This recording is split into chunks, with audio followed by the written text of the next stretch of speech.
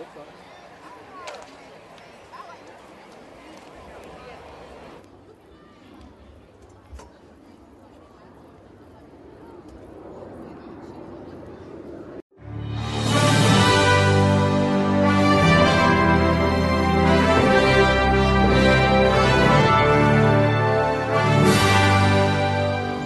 right, welcome back, Coach Guest. Thank you for coming out again. So, last week before the game, you said that you're doing this thing with Clinch County where you met Nate beforehand. Can you tell us a little bit more about how that went? Yeah, it went really well. I think Clinch County came, and we ate together at 3:30. Clinch County came in, and then ELCA came in. We let Clinch County eat first, and we got to eat together, fellowship together. Over the course of the meal, I think, Andrew Williams and Keontae Green, and I think maybe Isaac Rochelle went over there and started talking with those kids, and so they really started to bond. And then Coach Dickerson and myself, another one of their coaches, all got up to speak and give a little devotion of why we were doing what we were doing. Then Coach Luke, we call him Coach Luke. He doesn't coach anymore for us, but coaches one of our Little League football teams, and he used to be our special teams coordinator. He's the assistant pastor at the church. He's in charge of the finances at the church now and then of the school. He came in and gave a devotion and really gave he preached the gospel, gave the gospel message, and then at the end he gave an invitation, and 30 kids got saved from his message. Wow. Or accepted Christ, accepted the message. So it was really an awesome experience. Nice. That's really, really neat that y'all did that. So onto the football. How, obviously, your thoughts on the game are going to be positive. Can you tell us a little bit more about how you think the game went? Yeah, I mean, I really can't ask for a better scenario from a game standpoint. Came out, defense was playing really well. Instantly from the get-go, our defense has put us in position to make score 14 points. I think Josh Shockler, somebody recovered a fumble on the first play of the game, and then I think their third or fourth possession, Javius Terry intercepts it, takes it down to the 1 yard line. It's 14-0. It's just a great situation. I think the key stat, I don't know if it's a record or anything like that. I don't keep up with these type of records, but they only had 8 yards of offense in the first half. And if you actually count the snap over the guy's head, that's minus 22. So they were minus 14 yards of offense in the first half. And then obviously we took our defensive starters out of the game. So very, very excited about our defense, what's going on there. Offensively, we played well. Dalton Etheridge once again played a great game. Davis Karandi had his second 100-yard receiving night. He's got over 300 yards receiving in 3 games. He's on pace to set the school record as long as he keeps taking Dalton out to dinner and things like that. So Dalton will throw him the football. I'm just kidding. But really excited about what's going on there. Offensive line played well. Other wide receivers played well. Andreas Holly and Cameron Stewart stepped in well with Keontae Green being out. So we're just really excited about what's going on right now. Okay, now you mentioned all those players. If you had to name a player of the week for last week, I think I named him player of the week before, but yeah, I mean, you got to go to Josh Shockley. His production is unbelievable on the defensive side of the football. He is everywhere, and so I would say Josh Shockley and the whole defense all together really stands out to hold a team to 8 yards of offense. That's a talented football team is really an amazing accomplishment. So I would just say the whole defense, if I had to name somebody, it's hard to pinpoint one person. Yeah, I understand. So can you tell us a little bit more about your upcoming game this week and how you're getting ready for it?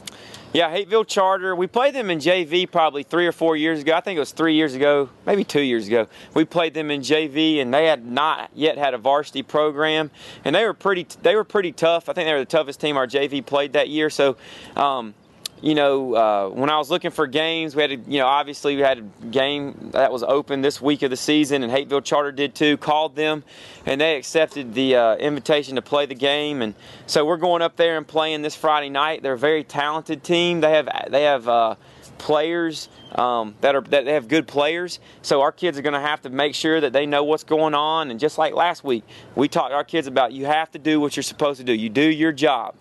And that's what we have to go up there and do Friday night. And I expect us to go up there and to continue to get better. Can't be as good as we were last week. We have to get better.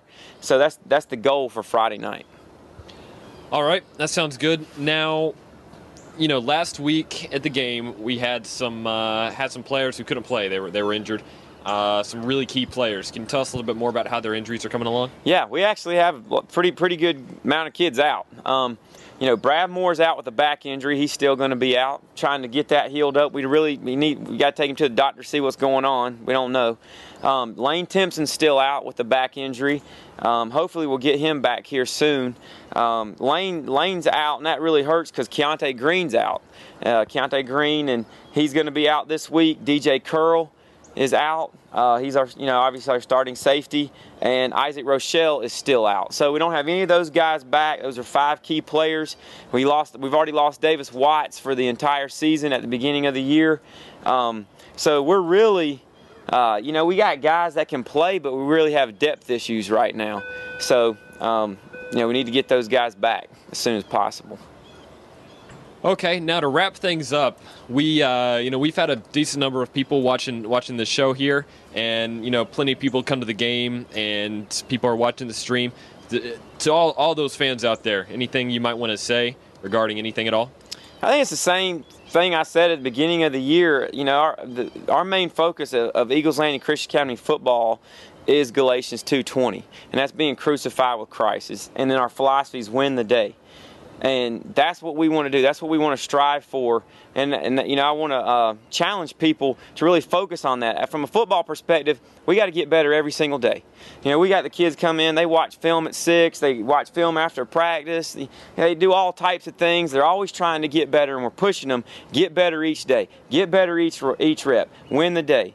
But like the Bible says, physical training is great for value now. And training during the week is great for what's going to happen on Friday night, but it's not everlasting. It's going to come and it's going to go. 6 months from now, we're going to be scared to death what's going to happen 2013 football season.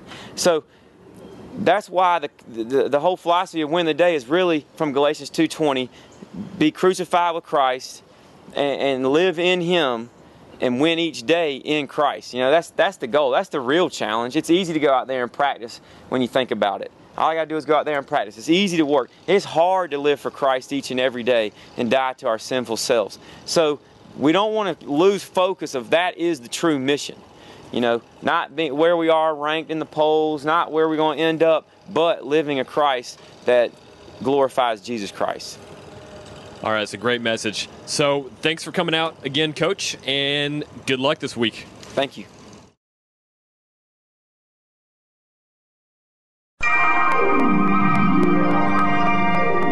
Mr. Sandman, Mr. Sandman.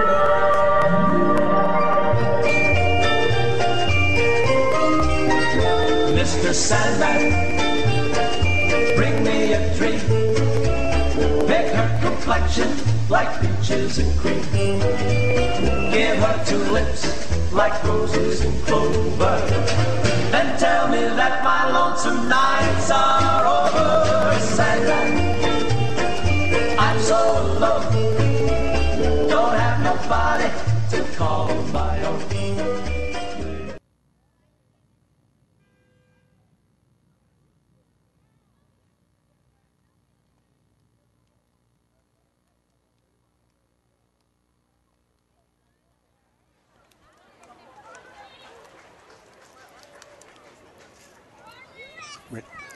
All right, Charger fans, welcome to Hapeville Field tonight, Recreation Field for the Hapeville Hornets. I am Dan Hilkema, your announcer. I'll be joined tonight by our guest commentator, color commentator, Mr. Tim Luke, former coach of the Chargers for 4 seasons and been on the staff for 11 years. The word for tonight is momentum. Chargers coming off 2 victories. They want to keep it going tonight, the 2 victories. Where we opened the season, of course, with Washington County. Probably one of the better games we've seen on our field in many a year with one of the best teams, Washington County, with the Chargers losing that one. A tough, hard-fought battle, 24-19. We went on the road to Birmingham, to Briarwood Christian. Excellent 5A team out of Alabama. And we had a great game, beat them 32-7. Last week, we played Clinch on our field. Clinch has a great group of athletes, but they're rebuilding. We were able to defeat them 47-7. So we come in 2-1. The Hornets come in a double-A team. First year really playing in the Georgia High School. Last year they played 4 teams, and this is their real first inaugural season.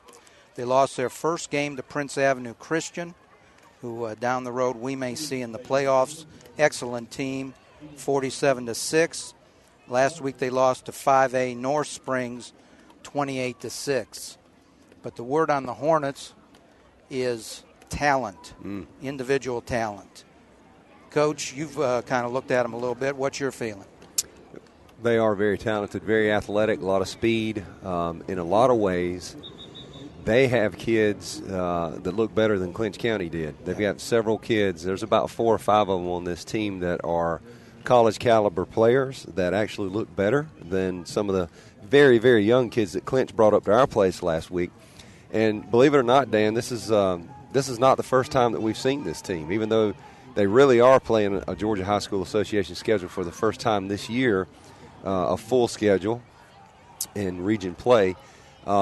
We have played them before. 2 years ago, they came to our place and played us in a JV game. This very same team, they were freshmen and sophomores, and a new charter school, just starting their program. And I tell you what, when they got off the bus that day, we started looking at each other going, goodness gracious, what did we get ourselves into? Is this a varsity team? Because the athletes look so good. Now, if memory serves me correctly, we wound up beating them that day 35-6. And Dalton Etheridge, our starting quarterback now, was the starting quarterback then. And it was a good day, but this team is loaded with talent and with speed. And I was able to look at them some today, and we can break that down some as we get going. Okay. Thank you. Let me introduce our captains for the Hornets. Number 4, Darius Demps. Number 52, Alan Grant. And number 2, Carter Harrison. For the Chargers, Jake Martin, Tyler Petty, Jock Shockley, and Dalton Etheridge. Good night for football. Our tech man, Mike Harrelson, has us ready to go here shortly. Got a pretty good picture tonight. Lighting is not the best we've seen, but hopefully it'll be good enough to give us a good picture all night. Good crowd from Eagles Landing here tonight. We're about ready for football. Let me give you the starters on the Chargers here. Starting offense, number 3, the junior quarterback, Dalton Etheridge. Starting at the wide receiver, number 7, senior, Marcus Griffin. Starting at wide out, junior, number 15, Davis Carande. Starting place kicker, number 17, senior, Cole Dillinger. Starting at wide receiver, number 27, junior, Matthew East. At the running back, number 40, the beast, senior, Andreas Holly. And then the offensive line, which has really put together a couple good games here last couple weeks. Starting left tackle, number 53, junior, Matthew Moore. Right tackle, junior, number 70, Bo Beasley. Our center, number 73, Jake Martin. And we're going to start calling him the tech man, technique, because talked to Coach Getz this week, and this guy just plays that position perfectly with great technique. At the left guard, 75, Tyler Pancake Petty, leading the teams in pancake so far this year. Pancake block being one that puts the opposing player on their backside. And then at the right guard, number 77, sophomore, Ryan Manili. On the toss, the Chargers have won the toss and deferred. Hornets will be receiving, and we'll be getting back to kickoff in a minute. Let me get you the defense. Starting corner, senior number 2, Javius Terry. Starting safety, number 4, junior, Bryson Durden. Starting corner, senior, number 7, Marquise Griffin. Starting at the dog, sophomore, number 11, Davis Reynolds. The other dog, junior, number 13, Ethan McKibben. At middle linebacker, number 33, freshman, Chase Burdett. At the nose, senior, number 40, Andreas Holly. At the linebacker, junior, number 45, Josh Shockley.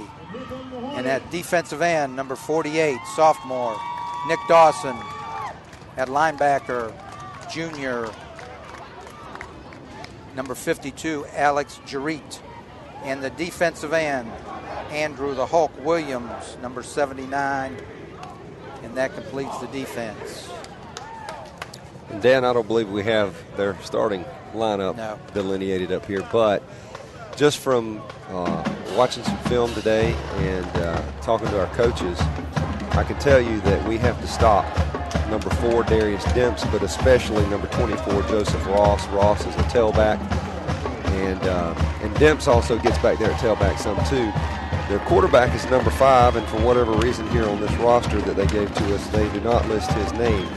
They left it blank, but he's also a fine athlete, number 5. Unless they just switched jerseys with him tonight, I don't know. But I can tell you that Darius, number 4, Darius Demps, and number 24, Joseph Ross, are both speedsters. They are good enough to go to college. And Ross especially Demps especially runs the ball very, very hard. Ross is more of a slasher type. They will get in the I formation. Don't be surprised if they start the game in the I formation, maybe even an offset I with a fullback set over to one side. They're going to try to pound it with a power. They're going to do a little toss sweep. They're going to go off tackle a little bit. But frankly, usually they get stuffed in that formation. And when they do get stuffed or when they get behind, they will immediately go to a spread offense and start dinking and dunking. They'll go 2 by 2, 2 receivers on each side. They'll go trips on one side. And they start dinking and dunking and throwing short. They also like to run 4 verticals out of that. That means all 4 receivers going downfield on go routes, and they will run patterns, short flat passes to the backside of the backfield underneath that. So they're going to try to get the ball to those athletes out of the backfield one way or the other, including short passes. So be looking for all of that, and we're about to get underway here. By the way, folks, if you hear these occasional roars that are deafening, it's because, of course, in Hapeville, we are right beside Hartsville International Airport, and we are directly under the flight path of these things. So every now and then you'll hear us start talking loud. All right, for the Chargers, number 17, Cole Do-It-All Dillinger. He kicks off, he punts, he plays wide receiver. I think he sells programs at the home games, too. Senior Cole Dillinger. Deep for the Hornets, Demps and Ross. And that's their 2 athletes that we were talking about, man. Those are the guys with the speed and the moves. I tell you, I love the way Demps runs the ball. He is fearless. He will stick his hat up in there. Here we go. Demps right at the goal line. Dancing around and driven back. Great job of coverage there. Who is 48? Is that Nick Dawson? Nick Dawson. Unbelievable job by a sophomore on the edge out there to corral an athlete like that and hold his ground as well. He broke down well. That was excellent. Hornets take over 1st and 10. Looks like right around the 12-yard line. And this isn't the best angle in the world to look at for spots, is it, Dan? No, it isn't. No, it is not. We're on the home side here, and the angle we're kind of sitting down low compared to a lot of stadiums, and the field's pretty far away too. Carter at fullback. Ross at the tailback. Quarterback up under center.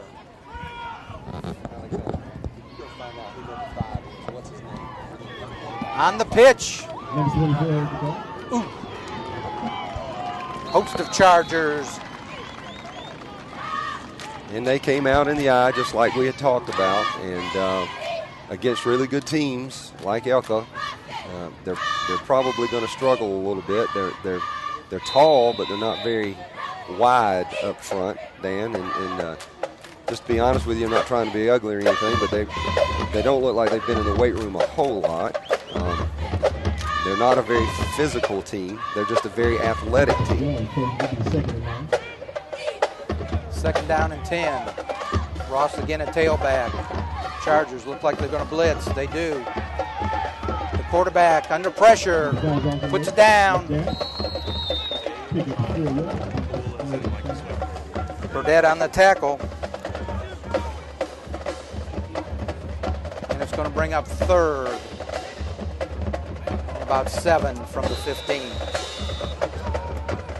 Yeah, we did send a linebacker then, and it flushed him out a little bit. Good coverage, nothing downfield, so he had to pull it down and go.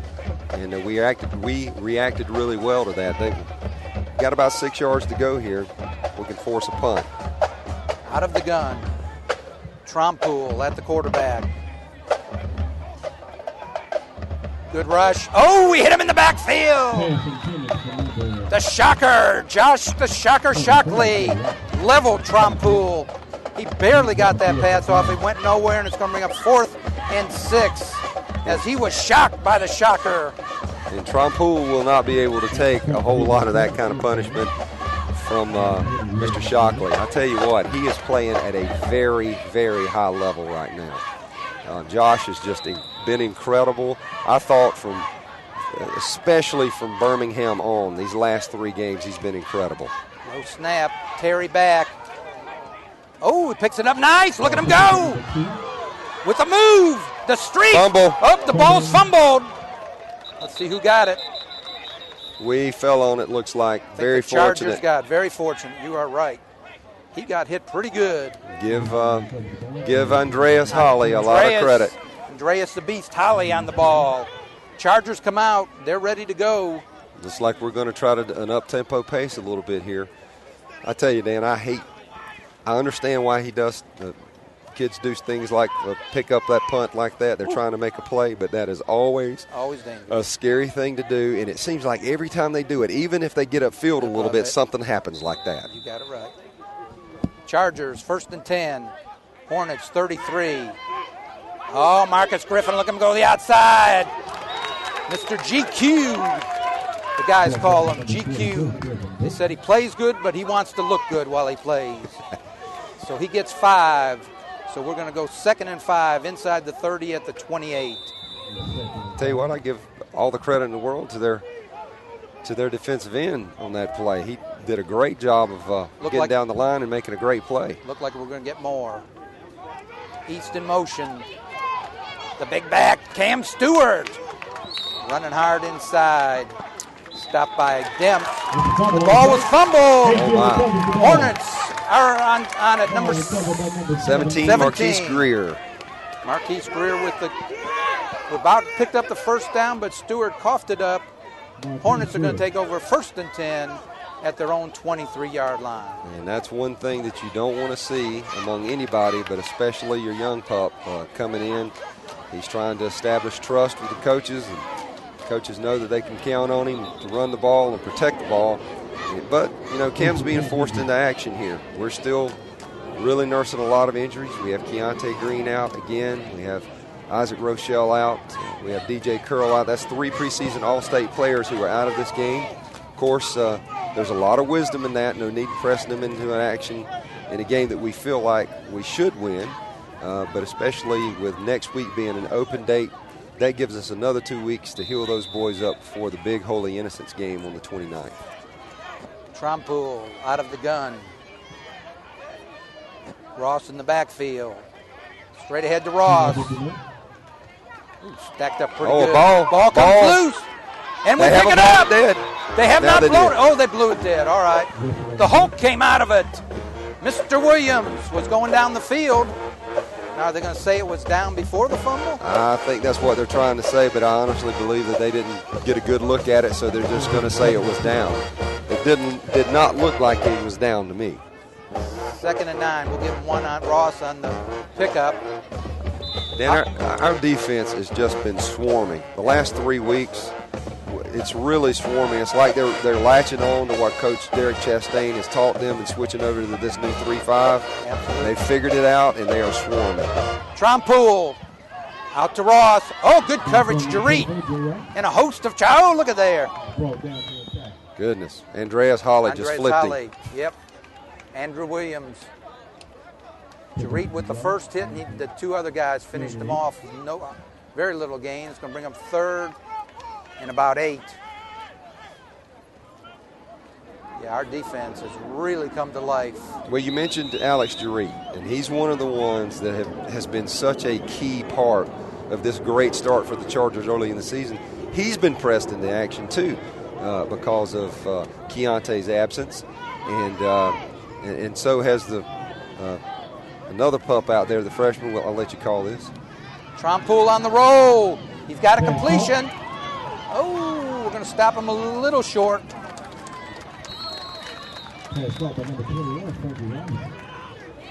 Close to the first down. Going to be interesting to see. And it is a first down. Yeah, they gave it to him. Wow. As you can see, they're doing what we talked about early in the pregame. Dinkin and Duncan, previous play before that, threw it to the back out of the backfield.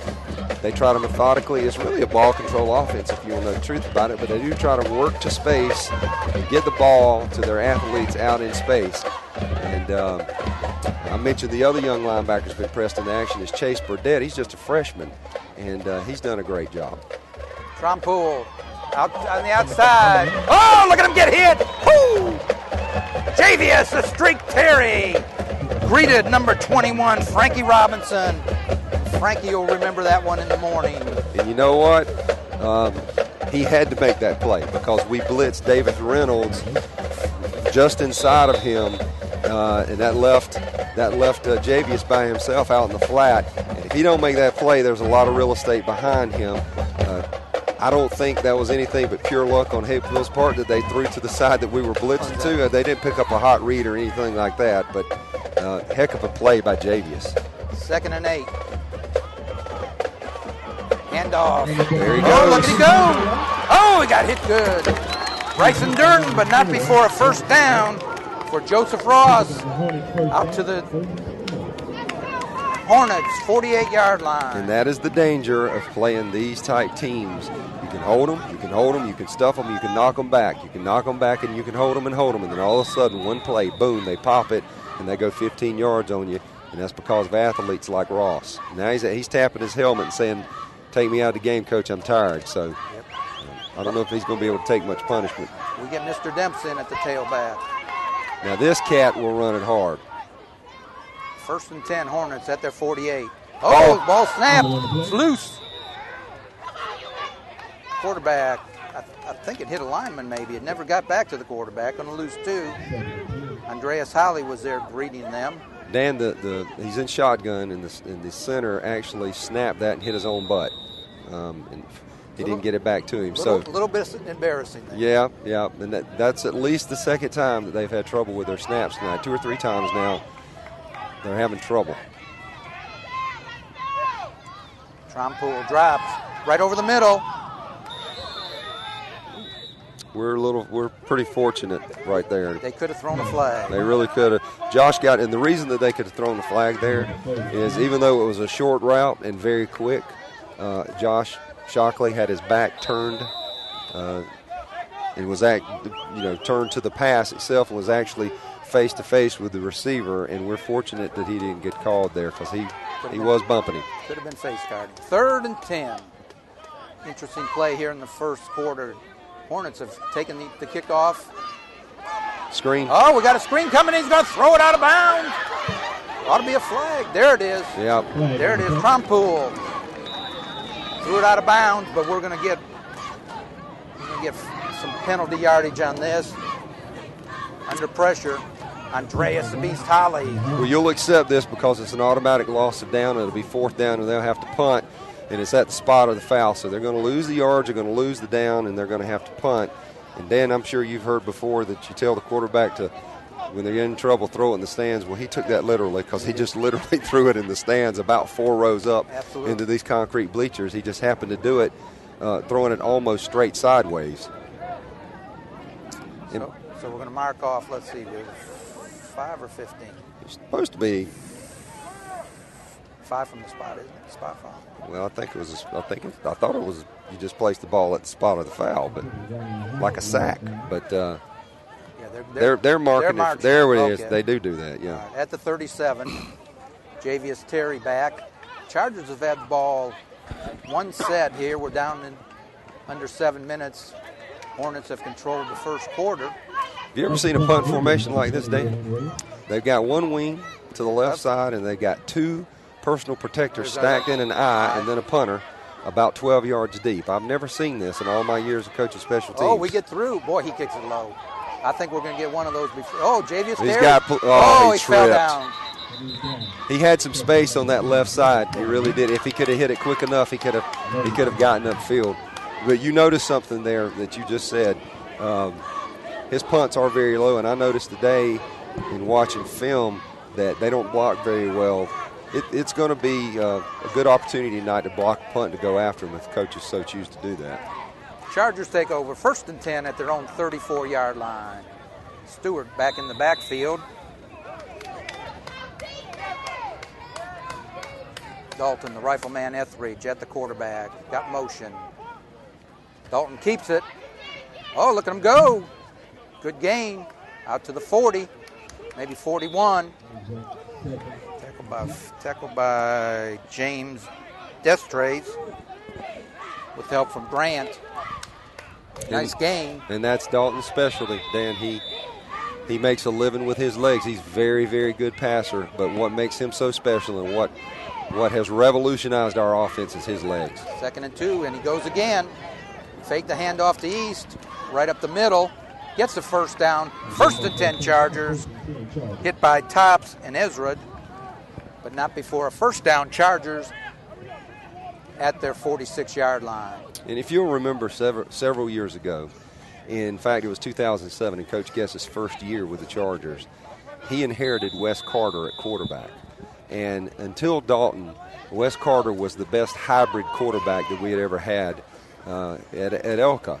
He was a really good thrower, but he was an excellent runner, and he was so tough. Well, Dalton is even better than Wes, and that's saying something because Wes was pretty special. Hit hard on Etheridge. Hit by Greer. Gain of about 6. Make it 8. It's going to be close here. It's going to be close, maybe 9. Let's see where they finally a little put it short. here. A little short. It's going to be 2nd and short. So far, we've run Dalton 3 times. We've had the jet coming across, but Dalton's kept it. Is that a read or is that predetermined? He's reading. He's reading the 3 technique. Oh, we got it. There we go. Hornets jump offside. Destrays. And Dan, you just asked a great question, and it's something that when I said that Dalton has revolutionized our offense, what I mean by that is this. He presents such a challenge as a running quarterback in this system who also can throw the way he can. Rifleman. My goodness gracious, what do you do? Because you've got the jet motion coming across that you got to protect against. It's going to stretch the defenses east and west. Then you've got a great back in the backfield and somebody like Cam Stewart or Keontae Green. Then you've got a quarterback that can run and cut. His cuts are just as good as Keontae Green's cuts. And you ask about reading, we put that in this year. Coach Guest, knowing what he had in Dalton, put in a couple of different kinds of plays where he's reading end on one play, and on the inside zone he's reading 3 technique, which is the defensive tackle. Down the middle, we got a man. Javius a streak carry. Look at him go. The fastest man on the squad, and he ran that corner post. Well, what he just did was victimize. Broke it off. Yeah, and I almost think they must have blown a coverage or something there. Yep. He was so wide open, but at the same time, the weakness of what they do and everything that I saw on film of all things, it looked like a 4-3 with a cover 2 shell behind it that's 2 deep safeties. And one of the weaknesses of cover 2 is hitting things across the middle, and you can eat them up with a well-placed post or skinny post, and that was a skinny post, and he just nailed it. Barber. Kick is up. There we go. And it's good. Isaac Barber out of the hold of Davis Karande. 4:57 to go in the first quarter. Chargers 7, Hornets 0. Dan, that skinny post against a cover 2 or anything that works to avoid in the middle like that is only made more potent by somebody who can run the way Javius can run. Oh, absolutely. And he just absolutely flew by a cover 2 corner who was sitting there and like he was standing still. We're talking about a premium athlete here at Hapeville Charter, a kid that can really run, and Javius just went by him like he was standing still. The fastest man we got. And one of the fastest we've ever had. I said last week on the show, I know you were busy driving somebody, but I said last week on the show, you remember Tim Waters that was my wingman, 2004, my last year as a head coach? Until now, Tim Waters was the fastest guy I think that we've ever suited up on the football field. Now I think Javius and Tim are very similar in their speed. Javius may even be a little bit faster. Do-it-all Dillinger to kick it off for the Chargers.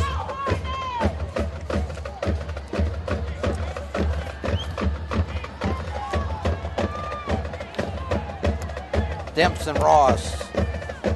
Deep.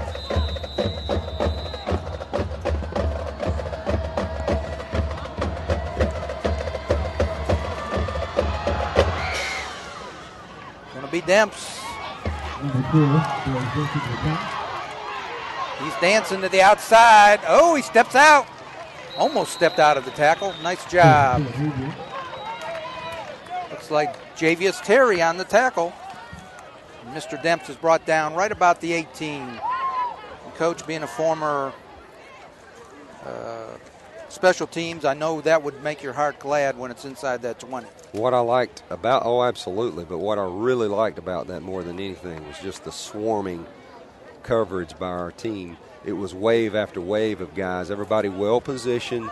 He can dance all he wants to, but if there's a bunch of guys swarming like that, you're not going to get away.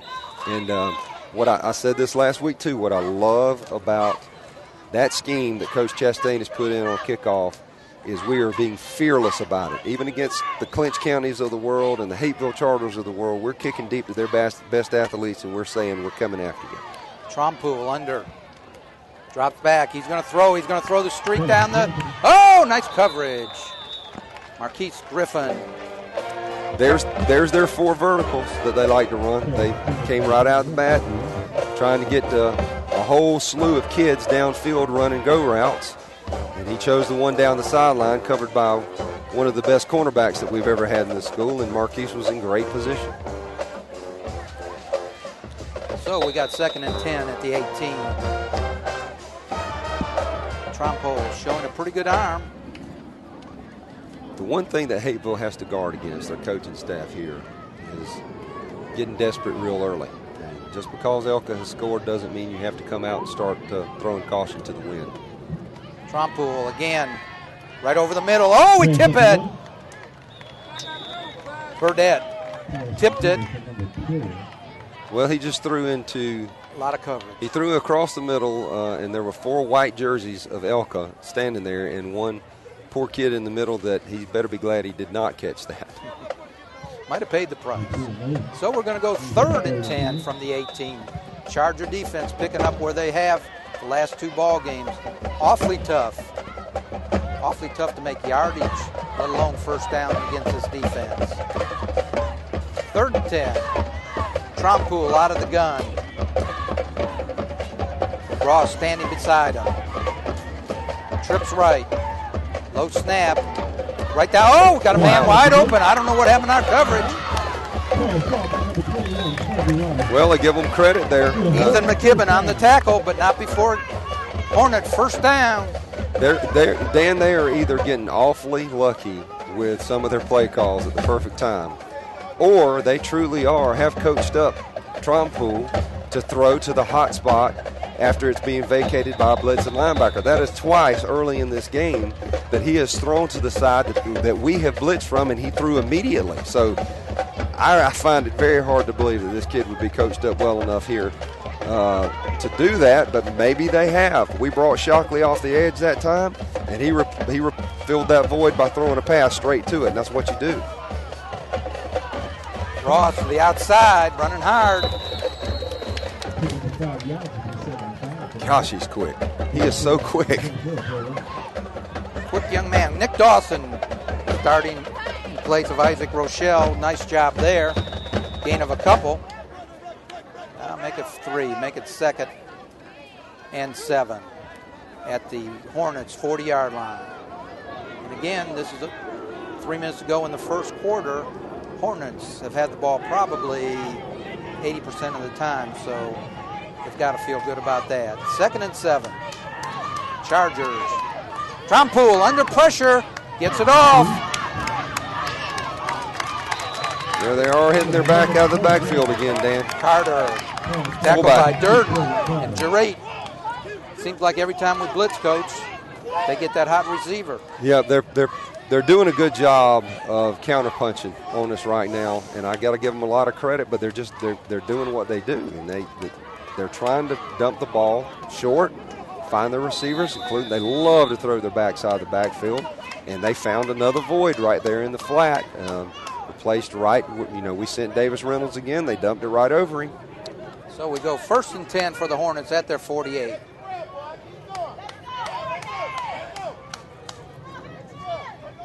We're bringing McKibben.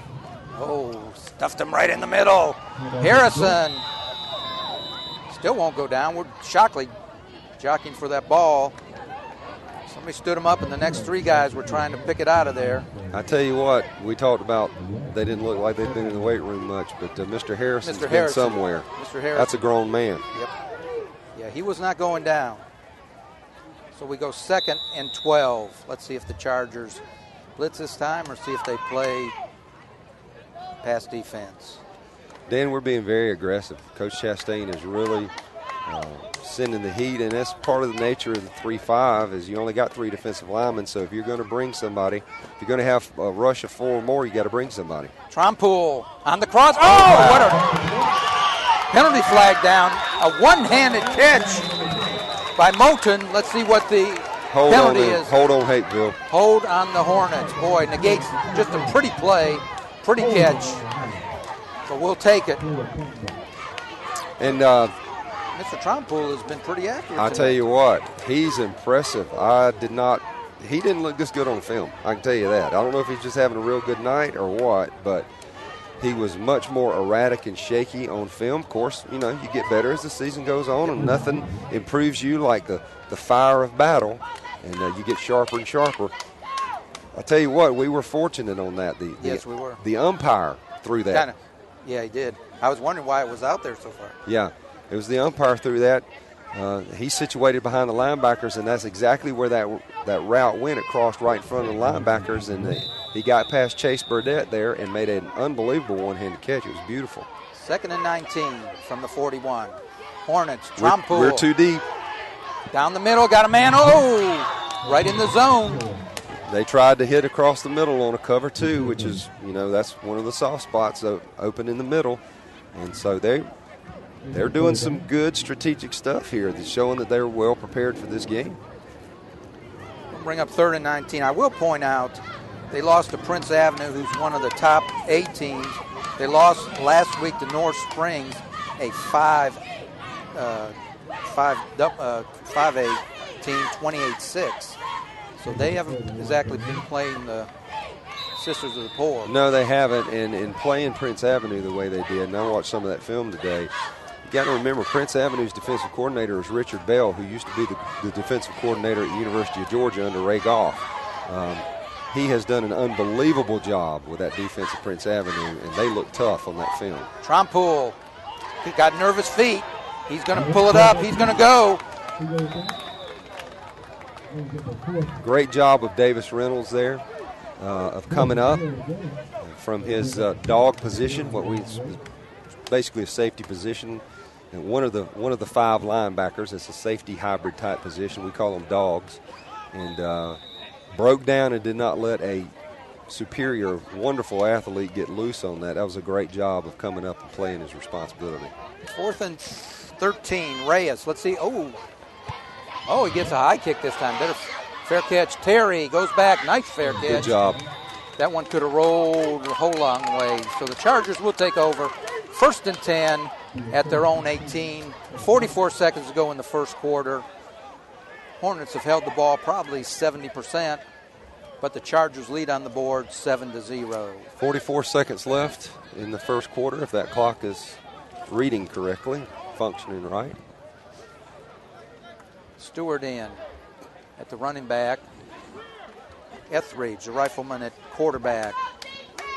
We're going trips right here. We got Davis Karandi at the tip of the spear. He's on the line of scrimmage. He's at the foremost part of the trips on the right side. It's going to be interesting to see what we do out of this, because the trips is to the boundary. It's to the, okay, we're motioning back across. Ethan McKibben on the carry to the outside. He draws a crowd of Hornets. Coach Guess's strategy there was to load up the boundary, which is the short side of the field over here, outside the hash with trips. Try to draw as much of the defensive alignment over to that as possible, and then motion across with jet motion and hand the ball off to a very quick guy in Ethan McKibben and try to get to the wide side of the field that has fewer numbers. 2nd and 7. Pick up 3 on the play. Dalton Etheridge following. Nice job. Wow. Ooh, nice running. First down. First down yardage for the young man. Tackled by Greer and Tops following the block of Tyler Pancake Petty. For the first down, Chargers out at the Hornets' 31-yard line. And that's what makes Dalton so special. Not only is he a great passer and a great runner combined, but what makes him so special as a runner is his cutting ability and his vision. His vision is just incredible. I mean, the angle that we had just then, you could see just how he saw things and took off. Marquise to the outside. Griffin, look at him go. Oh, he's running hard. Nice job right at the first down mark.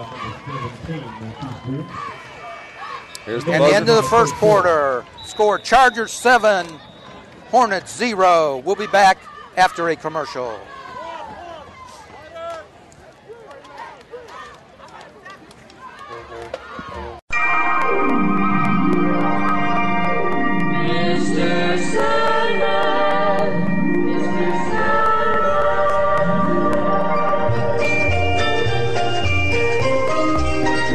Mr. Sandman, bring me a treat.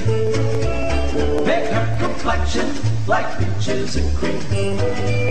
Give her 2 lips like roses and clover. And tell me that my lonesome nights are over. Sandman, I'm so alone. Don't have nobody to call my own.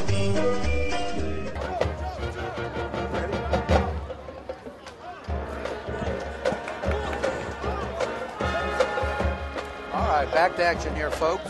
Second quarter getting ready to begin. See if the Chargers got that first down here. They're moving the chains.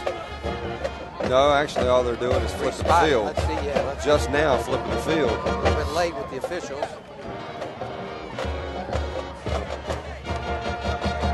I don't think so. Must be short a little bit. Dan, one thing I'm noticing right away in the first quarter here tonight, going into the second now, is that with the temperature's cooling down, and this is the coolest night that we've experienced all season so far, and you even have a slight breeze. It's very, very pleasant out here.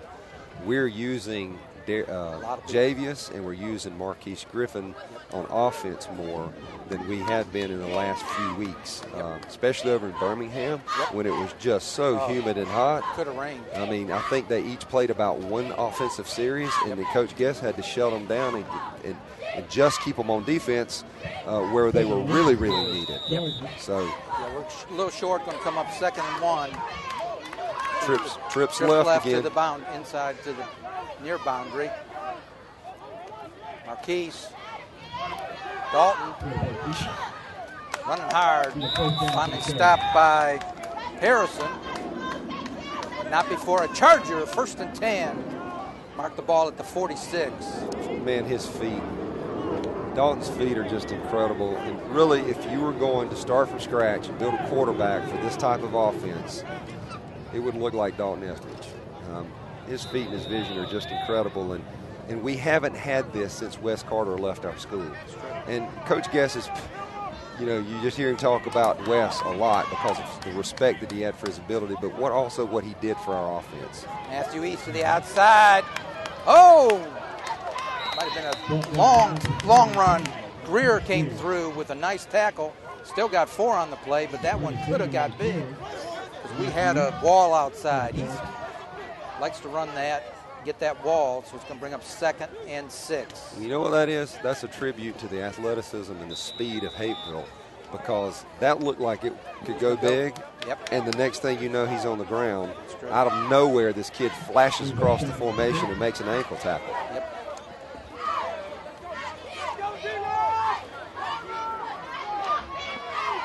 Trip left. Oh, what a nice read. What a nice read. Look at him go. He may go. He's down the sideline. They got an angle. He's cut. What a cut. Oh, driven out of bounds. He's amazing. Harrison drives him out of bounds. That kid is amazing. We actually have a tree in the way, but we do.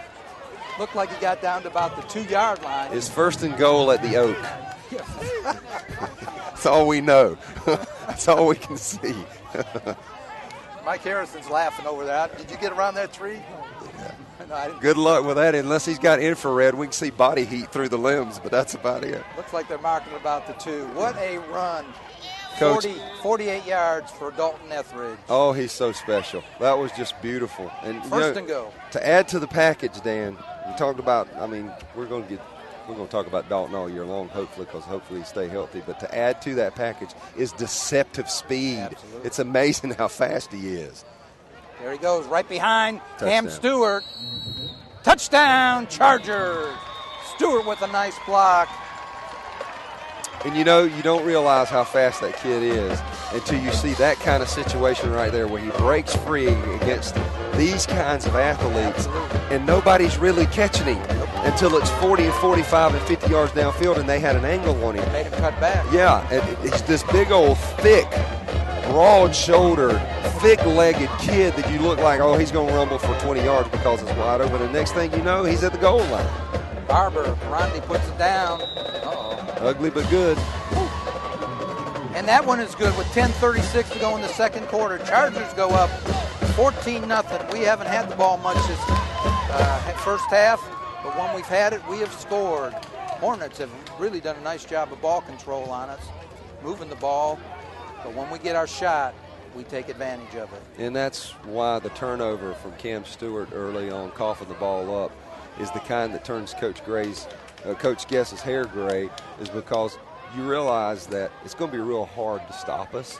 And so when you kill yourself like that and you give the ball right back to them, and they're running really, it may be spread out, but they're running a ball control offense because all they're trying to do is dink and dunk it and get it down the field methodically. Absolutely. And they've eaten up some clock.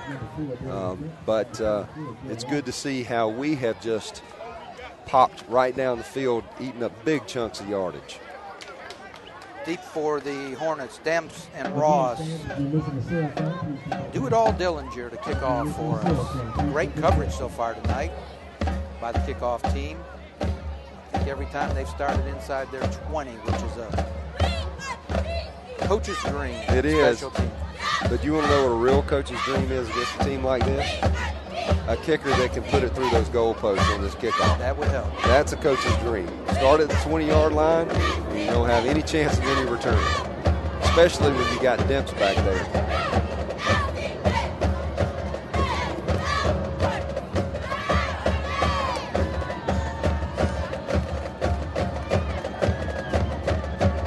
Here we go, Dillinger to kick.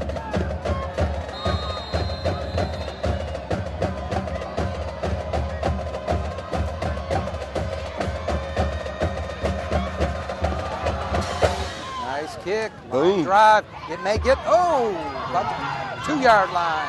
Break down. Mr. Demps to the outside, a lot of white shirts. Nice job. Good coverage. Good coverage. Javius Terry. See Josh Shockley down there. And once again, Nick Dawson. Tell you what, that rascal's been good on special teams this year. He's made they have been coaching the hound out of him to get him to be disciplined enough to do that. I'm just telling you, because young kids like that are rangy and fast like Nick is and athletic like Nick is, it takes a lot of work to get them to be disciplined enough to break down. And what I mean by break down, if you're listening to this and you're saying, what in the world are you talking about breaking down? You have to come from a full sprint and break down. Drop your speed, drop your hips, chop your feet, and break down so you can prepare to make a tackle. Harrison at the tailback. Ball at the 22. Oh, we got motion. How in the world? Did they miss that? The guy's right here looking at it on the sideline. He didn't call that. Wow. They had a wide receiver who jumped. Blew the whistle. Gain of maybe one. Should have had a penalty, but we'll take second. Maybe lost a little bit. Second and 11. Again, great kickoff coverage starting at the 22. Be honest with you, Dan, second and 11 is about as good as first and 15. That's true. I'll take the down. I'll take the down.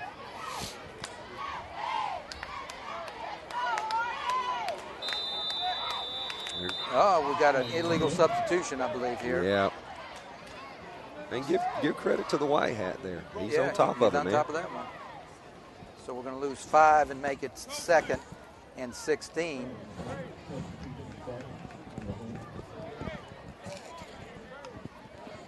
Dan, I see them.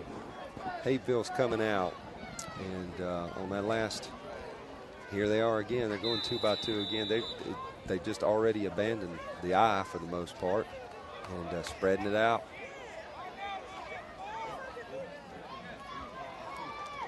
Trompo.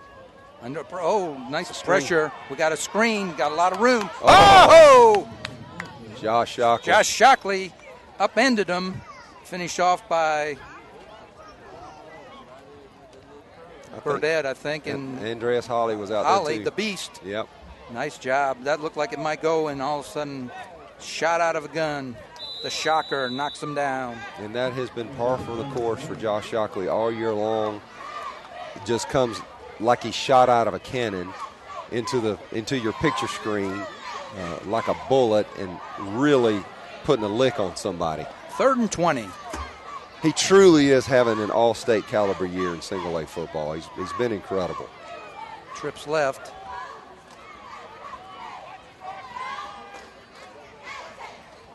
Oh, low snap. Trompo, nice job.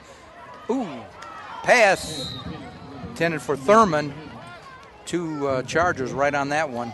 I'm not sure exactly why they did that, Dan, but they just brought in Donnie Callion, who threw that pass. I don't know if Trumbull might have been shaken up a little bit. Yeah, I don't know if he just got dinked a little bit or what, but that was a different kid at quarterback. And I tell you what, you're talking about throwing somebody into the fire. Yeah, that didn't have much zip on it. No, you run him out there on 3rd down against ELCA and ask him to throw the ball out the spread. So we got Terry deep. Reyes to punt. Going after it. Williams. How'd he miss it? He must have run by it. Oh, they get a nice bounce. I'll tell you how he missed it. And it was one of my pet peeves. Didn't lay out. Put your hands together and get them in front of you like Superman, and don't run in there with your hands up in the air with them separated, because that happens. The ball goes right in between you. Chargers, however, take over 1st and 10. Good field position at the Hornets. 49. Defense stiffens again. The technique on that, Dan, is to try to take the ball off the punter's foot. You're actually reaching out with your hands clasped together like Superman, and you're trying to take the ball off his foot. If Andrew had just done that, the ball would have been ricocheted back in the end zone probably. Officials timeout. Pointing at somebody on the sideline. Chain Oh, issue. chain crew. Yeah, chain issue. He's pointing at the chains. They've got a kink in the chain over there. They're trying to work out. Of course, they can just keep it kinked for this series. We'll be good. 8 minutes to go in the second quarter. Chargers up 14-0 against a very athletic Hapeville Hornets team, who, although they're 0-2, have played 2 very good football teams. And I'll tell you what, you can tell they've played two very good football teams. And this is why you start the season playing very good non-region schedule like this, because it makes you better. And they are night and day from where they were on film against us. We're a very good football team. Granted, we're a little down. We've got some kids injured. And so we're not at optimum speed here either. But I can tell you this, they've been impressive to me with their preparation and how they've played so far. Absolutely. Compared to what I saw on film. But, of course, we've got premium field position here. They're 49. There's 8:32 left. We're up 14-0. Let's see if we can do something with this. Trips right. Etheridge out of the gun. Stewart blocking. Oh, he's wide open. He threw the wrong man. Threw the wrong kid. Had Javius Terry right down the slot, and we threw to the outside. One of the few times all year we've missed a wide open man. So we're going to go 2nd and 10. I'm sure the coaches up in the box are pointing out we had a man running free right down the slot there. Good protection. Dalton had all kinds of time. Went to the outside man and had coverage. So it's 2nd and 10. Then we call that Vicky. It's all verticals, and we did it out of trips then. And the middle guy, Javius Terry, came free. Dalton just didn't see him. Yep. 2nd and 10. East in motion. Timeout. Chargers. And part of the problem there, Dan, may have been, I'll say this real quick and then hush so you can wrap things up, but a lot of the times a kid will go, especially in high school, a kid will go into a play like that thinking, I know where I'm going. Yep. And I feel like Marquise is going to be open on this play, and so I'm going to go there, and it's like they get locked in on that, and they don't consider other options. And my goodness, they didn't have anybody over there for Javius. Nope. We had them outnumbered, and we may come back to that play before this game's over. I'm sure the coaches upstairs, like I pointed out, are letting Coach Guest know that. And I don't want to be too presumptive. Coach Guest may have told him. He may have predetermined. He may have said, "Go, let's do this," and throw the ball to Marquise. So we're 2nd and 10. Stewart still in the backfield. And they are staying in their 4-3 with that cover 2, that 2 deep safety look, which you can run the ball against, believe me. East to the outside. Oh, he's down that sideline. Run out of bounds, but not before. A nice gain. One of the things I do not understand. Anderson on the tackle. And I was going to say this in pregame, is I would be very surprised to see them to stay in that 4-3 with a cover 2 shell on top with 2 deep safeties like that against us, because even though we may spread you out, we may go trips, we may go 2-by-2, whatever, we are not a passing team. We're a running team. And if you're going to have 2 deep safeties, you just pulled another guy out of the box against us, and you're trying to defend us shorthanded. We're going to kill you. Etheridge up the middle on 1st and 10. Oh, it's going the outside. He reads so well, finally gets hit by Demps. But we're inside the 15, down to about the 12. In just a couple plays here, we started the 49. We are at the 13. 1st and 10 Chargers going in. Okay, let's talk about let's pull another tool out of the Dalton Etheridge toolbox. Talk about another aspect of him. I hope he doesn't listen to any of these telecasts during the week, because I don't want to blow his head up too much. But his patience is incredible, too. He takes what is there, and he just runs so beautifully. Such a patient runner. No, penalty flag came in. Thought it was a flag. Maybe it's the spot of the ball. Has to be a spot of the ball, because the umpire is the one that whistled that dead, and I did not see a flag fly. I don't know. No. Yeah, they are, too. Yeah, they did. Legal procedure. It's going to cost us 5 back to the 18. I'll tell you what, I guarantee you what just happened there. For the umpire to have thrown that, I can only assume either somebody, once they came set, moved just a little bit, but I bet you that Jake moved the ball a little bit and trying to get a better grip or something, and when he picked the ball up, the umpire called it. Well, they're being pretty Johnny on the spot with this stuff tonight. Absolutely. So we go 1st and 15, Coach Guest. Now let's see what here. Now we're marking. We got a little marking problem, it looks like.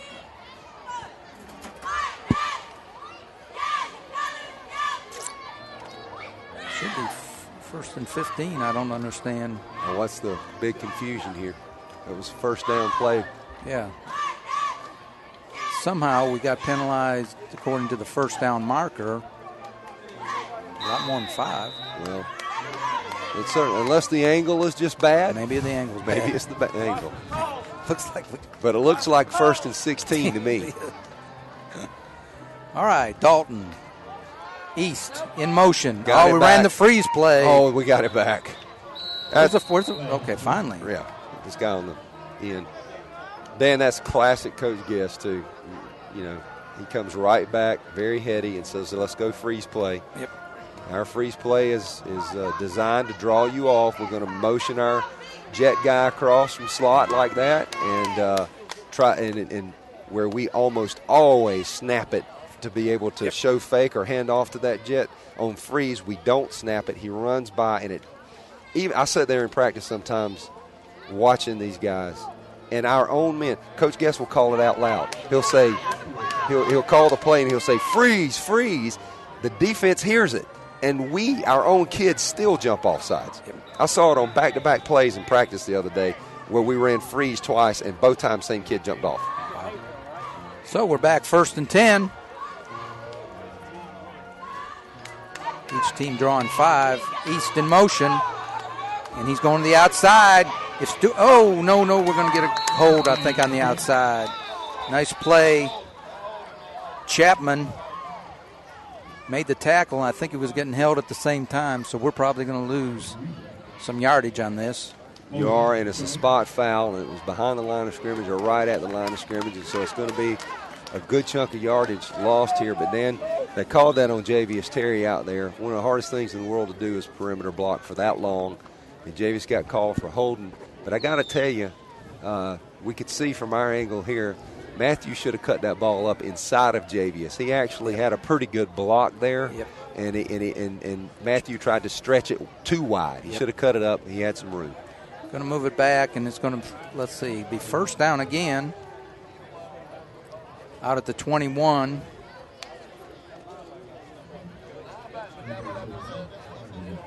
So we have had 3 plays and 3 penalties here. So we start the clock with 7:11 to go. Chargers leading 14-0. First and 20 at their own 21-yard line. And I just don't get it. They're staying in their 2 deep safeties. I just don't get it. Etheridge, nice move. Comeback pass. Look like Matthew East. 17. That's Dellinger. Cole Dellinger. Dellinger, Mr. Do-It-All, playing the outside receiver. Nice comeback route. Picked up most of the yardage. We're going to be second and short.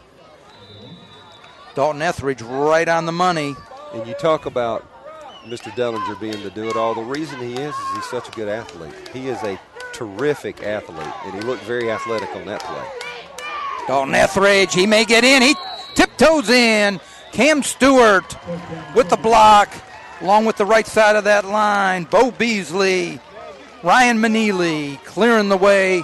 Chargers, 3rd touchdown of the first half, going for the extra point. I believe we were in our Rose set there. That means we've got an H-back, what we call a fullback up tight behind the tackle, and that's Josh Shockley, which you don't want to get in his way.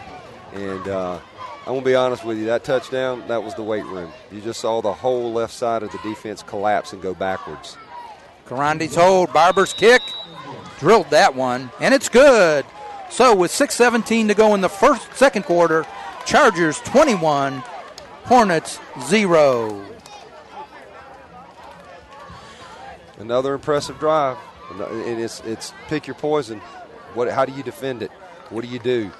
I mean, when you got a quarterback that can hurt you in so many different ways, it really is impossible to defend. That's why you see the college game has been revolutionized by all these zone blocking offenses and shotgun quarterbacks back there, and they're all trying to do that now. Of course, it doesn't prepare them for the pro game very well, but you got the guys like Michigan and even some Virginia Tech, and then, of course, just last week, Georgia goes to Missouri and plays against them, and they're doing this kind of stuff.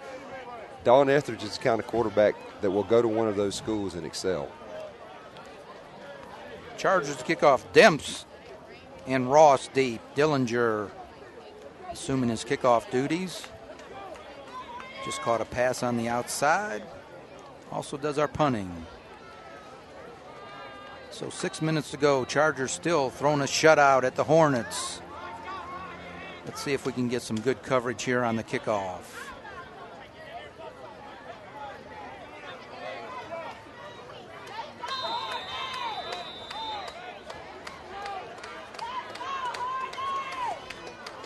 Dillinger checks his sides. Oh, we go onside. If we get him out, oh, we couldn't get him. Oh, we crushed him. The ball's loose. He got rifled. Oh, my, what a great call there. Perfect time, too. You're not anticipating an onside kick, and heck of a job. They're still fighting under there. Flag goes down. Well, one of their players is upset, and he just, way after the play, pushed, looked like Josh Shockley. That's not a wise thing to do. Personal foul against the Hornets. Did the Hornets get the ball? They have not motioned who got the ball. I can't tell. They're moving the chains that way, though. I think it's going to go to the Hornets. Then is it going to be a dead ball foul or live ball? Let's see here. All I know is the poor kid who tried to field that just got jacked up. He just got ripped. I don't know who got that first hit, but he and the ball separated quickly. Yep. They're very fortunate to have gotten that ball back, but you know, that's a good gamble right there. Oh, absolutely. And we almost came up with a ball. You get the ball there, you go score again, and this one's about over. It's about over. So we're going to mark them back 15. We're still going to have pretty good field position as far as the kickoff. We tried the onside, which usually the other team will get it at midfield. They are back on their 25, 1st and 10. And we had, like Coach Luke said, we had a real shot at maybe getting that ball. Well, let me tell you the other benefit of that, that other people don't think about very often, is now that's on film. Absolutely. And for the next X number of games the rest of the season, the coaches that are looking at our film are going to see us be willing to do that up 21-0. Absolutely. It's going to lock down those guys at the 50-yard line. They can't get back deep enough. They can't start cheating and getting back faster to block for the guy. It's only going to help us in the future. Yep. Trompool back in at quarterback now. Oh, he throws the outside. No, that ball bounced. Ball bounced. 12 was trying to pull one there. He was. Moten was going to go with it. And Mr. Bryson Durden was going to have none of that. He's been watching some old ESPN reruns of Australian rules football. He thought it was okay to pick that up and go. So 2nd and 10 at the 25.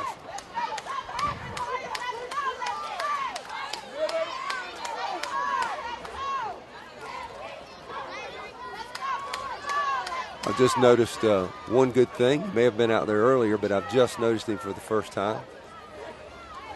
I'll tell you about it in just a minute. Trompool again drops right in the crease. Oh, we go! Oh, and we did intercept it. Yeah. Brad Moore with the interception. Josh Shockley, I think, went right through his hands, and Brad Moore came up with it. So we're going to go 1st and 10, Chargers at the 34. I wish to goodness that we had a replay so that we could see what just happened. I think that ball ricocheted about two or three different times. I think it went Shockley, the receiver, and then finally it came to Mr. Brad Moore, the junior, with the interception. Chargers take over 1st and 10 at the Hornet 34. There he goes. We got him on the wheel. Oh, he just underthrew him a little bit. Nice catch. That's Grande.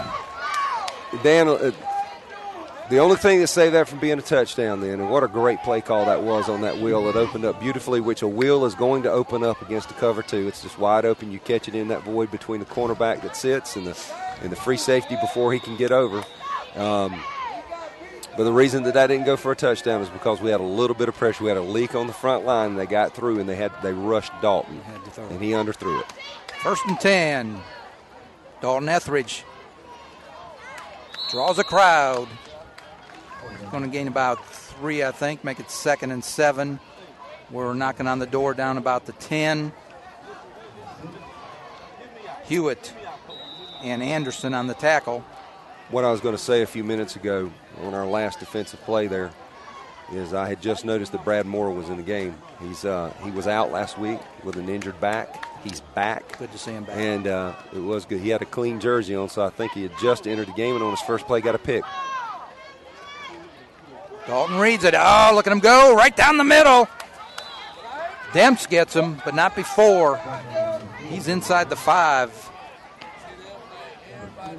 Dan, we could play from now until this time next year, and they're not going to stop that play. They're not going to stop it with 4 men on the front line like that, and 3 linebackers drop back, and we're just absolutely mangling them on the front line. Those holes are big enough for you to run through, and I know you work out, so you'd hit it pretty hard. Oh, yeah, definitely. They time me with the calendar, Coach. We're going to go 3rd and short. Chargers knocking on the door, trying to put one in. 4 minutes to go in the second half. Coach, when you look at that Manili boy on the line, you got to salivate running behind him. He's pretty, ain't he? That he's dude a is sophomore, and let me tell you something. That boy has not missed any meals. No, he's thick as it comes. And it ain't. East. There goes Etheridge. There he goes on that right side. He's got the first down. They might have stopped it a little short of the touchdown, but first down. We're going to go 1st and goal right at.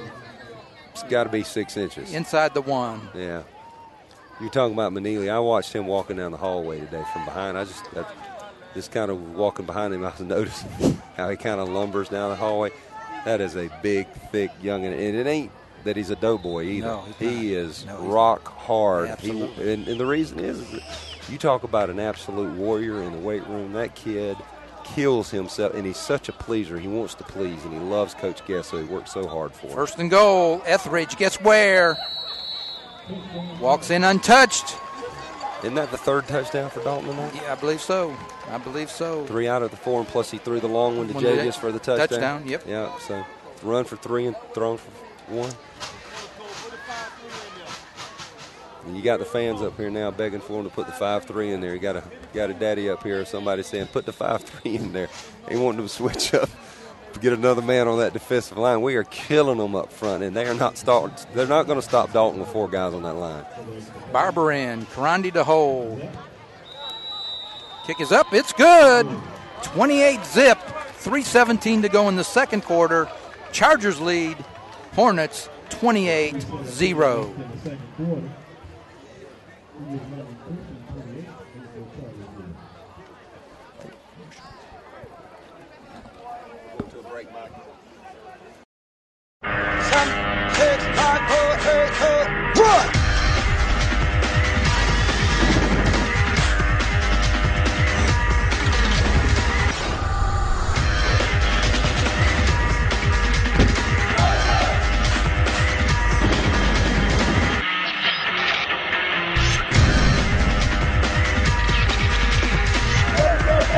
The few, the proud, the Marines.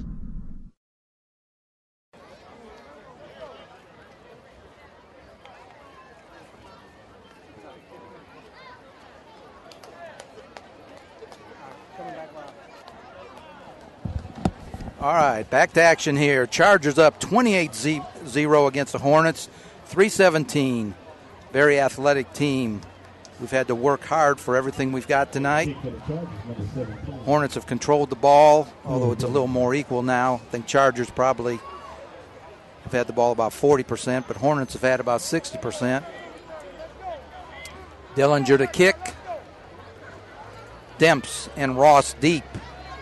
Doesn't feel like it's 28-0. No, it does not. After that first quarter. No, it does not. Here we go. Charger fans up in the stands. Good crowd tonight for the Chargers. Beautiful night for football here in Hapeville. Dillinger. Pooch. Oh, nice run. Got a man loose. Ooh, saved him, I think. Josh Shockley with the saving tackle. And for once, the Hapeville Hornets are going to come out with pretty good field position. There's flags on the play. We've got to find out what that is, I think. Yeah, they may not. Ball's up past the 40. Holding. against the Hornets. So the Hornets, for the 5th or 6th time tonight, are going to start probably right around their 20-yard line. It's tough to go 80 in high school football. So again, we pooched Coach, but we broke down a little bit on that sideline. Well, you know, I get the idea. I know why they're doing that. You're up comfortably. There's no need in risking one of those studs back there popping it. Yep. But sometimes you can also sort of throw your own rhythm off by doing that a little bit. Looked like a bunch of people overran it a little bit. They did. I mean, we were flying downfield, and there were about 4 kids who just shot right past it. You got to break down. So we're going to mark it 1st and 10 at the 21. Let's see what the Hornets can do with 3 minutes to go in the second quarter. Looking towards halftime here. Let's see, is that new quarterback or is that still Trompool? I believe that's new quarterback, Coach. I think that's number 10 back in there, that kid again. A lot of motion. Got a man. Oh, Bryson Durden. They brought the new quarterback in, Callian, in. He's not quite the quarterback Mr. Trompool is, and he overthrew. Dan, I can only assume that there's something wrong with Trompool. Yeah, because he throws the ball well. And he's a better athlete. Yeah. So we're going to go 2nd and 10. And I was looking down on the sideline. I don't see him sitting or anything. So I don't either. May just be a change. Well, they've got the reason we don't see him. He's out on the slot. Out. He's split out. He's in the slot. We did locate that young man. 2nd and 10. Callian. Right down the middle, and we get an intercept. Chase Burdett, the freshman. Ho ho! And they were throwing to Mr. Trompool. So Chargers, big turnover with 2:55. Put that ball on the Hapeville Hornets 28-yard line. 1st and 10. One of the things that's very curious about their approach is while they do try to throw short, when they do try to get an intermediate route, they have thrown almost exclusively dead across the middle. I can't figure that out, and why you would want to do that. A lot of white shirts there. Goodness gracious. A lot of white shirts. Dalton on the rollout. It's got Javius Terry was just coming behind. Nice job by Demps breaking it up with his hand. Javius was already counting the yards on that one. Okay, we've had a love affair with Dalton all night long. Now it's time to do a little critique, okay? Fair's fair. If there's one thing that Dalton could kind of lapse into, other than the fact that sometimes he does get down on himself a little bit too much when he makes a mistake. If there's one thing that he can easily lapse into is to rely on that cannon of an arm a little too much. Yep. If he just puts a little air on that ball, little touch. Javius is dancing in the end zone. Yep, little touch. He tried to rifle it in there. Yep. 2nd down, he rolls again, same kind of looking play. To the corner, the outside. Mr. Consistency. Mr. Karande for the 1st down. And now let's give credit where credit's due. That same cannon of an arm that I just talked about, he just unleashed it again and hit Davis Karande between the 1 and the 5, and that was a collegiate throw that you just saw. On the out. If you can throw that out like that. You can throw anything. So we're 1st and 10 at the 15. Stewart in the backfield. Etheridge drops to the outside. Oh, there he is. Davis Karande in the end zone. Touchdown. 15-yard Dalton Etheridge. So if you turn the ball over in your territory, you are taking your chances, folks. If there is a better quarterback in the state of Georgia, I want to see him. I want to see him. That was about a 33-second 40-yard drive. And I'm sure there may be at some 5A or 6A school in the state of Georgia, but I just don't know how you're any more effective than what this kid's doing. It's indefensible at this level. Barber, oh, nice job. Oh, Barber gets hit. Where's the flag? Wow. Karande, nice hands. Had a little trouble with the snap, got it down. Barber got it up, and Barber got blasted. He did. He went upside down. He got up, and the zebras were not looking or something. I don't know what happened on that one. He didn't get a whole lot of sympathy. I tell you what, that's why you have Davis Karandi there in that spot, though. Those Boy, hands. what man. hands. Goodness gracious. And Coach Guess is coming out on the field. Oh, he got the ball. I think he wants the ball, but he wants to talk to the ref and say, what's the deal? Yeah, he's being pretty adamant. And he just pointed at his flag and told him it's okay to throw it. Yeah, you can throw it. Yeah. But 2:33 to go. Chargers up 35-0. You just hate to see a kicker get blasted like that. Yeah. You know what was cool about that possession? After Chase Burdett picks it off, we throw the ball 3 times. Yep. And what I love about that, he's not trying to run it up. He's working on things that is going to matter in 2 weeks against Holy Innocents. Well, and at 35-0, you're not quite in that you're territory. Not. You get above 40 and you're throwing, you're probably going to get some reaction. But the beautiful thing is that everything we have thrown is a cover 2 beater, and it's pretty obvious that they like that cover 2 shell, and they're going to stay in it with 2 deep safeties like that. And they did it on film, and they're doing it out here tonight. But we're eating them up. We're eating them up in that void in between the cornerback and the safety. Our kids are clearing and flying wide open. Dillinger to kick. Dempson Ross deep for the Hornets. Let's see if we pooch it again. Keep it away from the deep. No, we're going at Mr. Demps. About the 3. This could get scary. Great job. Coverage. I think that's Davis Reynolds. Davis Reynolds with the first hit. Davis made that play, Coach. I believe that ball's inside the 20 again, Coach. First and 10 at the 15, and that's with a premier return man. We are flying down there in coverage. Well, the only reason that he got as far right as he got is because the kick was probably a little too far to that side, and that's one thing that will get Coach Guess's attention in a hurry is if Dellinger doesn't have good ball placement. If you put it too far over there, give those athletes room to get to our weak side, he's going to get angry. 2:23 to go, 35-0. Callahan under center. They're back in the eye. Uh-oh. Ball's loose. I think we got Chargers might have got it. We're rousting underneath there. I believe Andrew Williams got that. Andrew the Hulk Williams. The Hulk makes its presence known. Quarterback had a little bit of trouble. Ball's going to be at the 15, Dan. 15. We got 2:24, Coach. You like our chances? I do. I think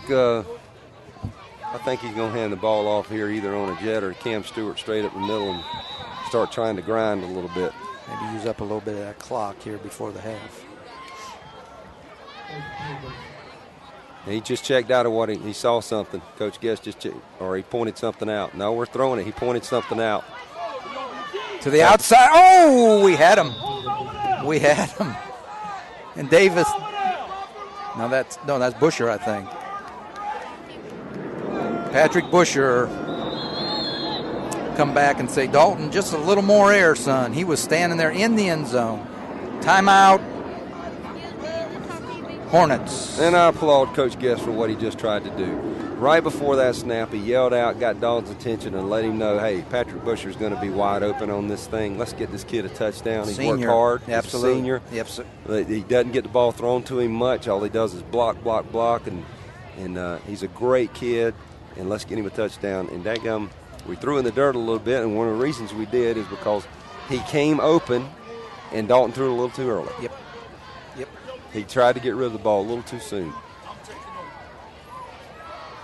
Got a little dynamic here developing in the stands. We got some dads right below us, Dan, that are not too happy with their defensive alignments and their defensive calls. And they're trying to get they're yelling down to those coaches to pull the cornerbacks up and get them in their face and play press coverage and things like that. Yep. And bless their hearts, they don't realize that we're so much stronger than their cornerbacks are going to be. You play press coverage against our kids, you're going to get the snot knocked out of you, and we're going to run right by you. So 2nd and 10.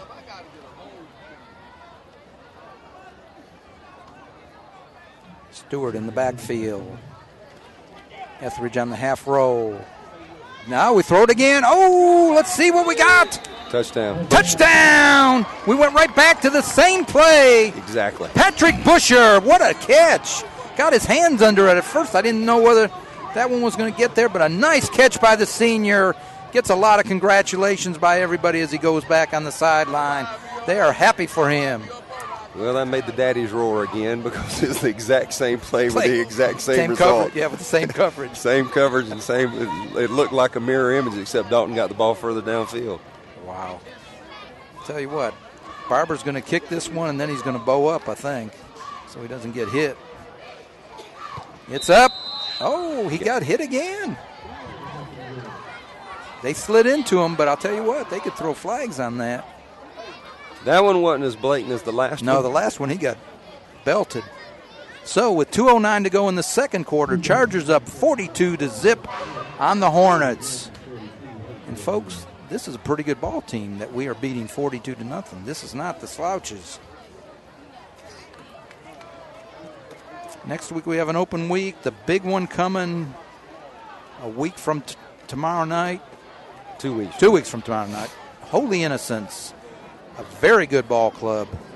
Dan, that's probably going to be one of two ball games that will decide the region championship. I think you hate to call something in the middle of the season the region championship. You hate to call your first region game the region championship. Right. But based on history and based on the quality of the program that we're going to be going against, you got to beat Holy Innocents and you got to beat Landmark to win the region championship. Absolutely. And then Our Lady of Mercy is coming on and has been impressive so far this year. Absolutely. I'll talk a little bit in the second half about the Georgia High School power rankings. Yeah, Holy Innocents is number one. They're number one, yep, they are. A couple strange things in there, but we'll talk about those, save that for later. 2:09 to go. Chargers up 42. Hornets 0. Let's see where Mr. Dillinger is going to put the ball this time. Mr. Demps, Mr. Ross deep.